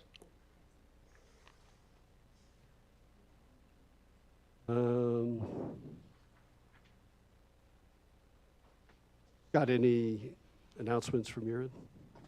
Oh, you had an announcement? Nothing from me, no, sir. Okay, go ahead. Sorry, just thought of it. Saturday or the 14th of Bless you. April, Saturday, the 14th of April, is appreciation for the Military Kid Day. So they recommend you wear purple and purple up for military children. And so just wanted to bring that up just so that people wanted to wear purple on April 14th in honor of military kids.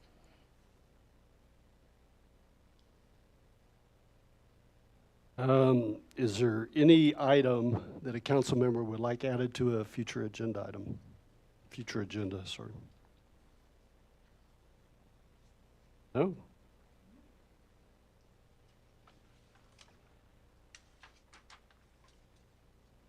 Well, we have no requirement to go into executive session tonight. Amanda, is there anything else that we need on your end for tonight? And Scott, anything that we missed or we need to No, add? sir. Good here. I have the time now is 9:32 and we are adjourned.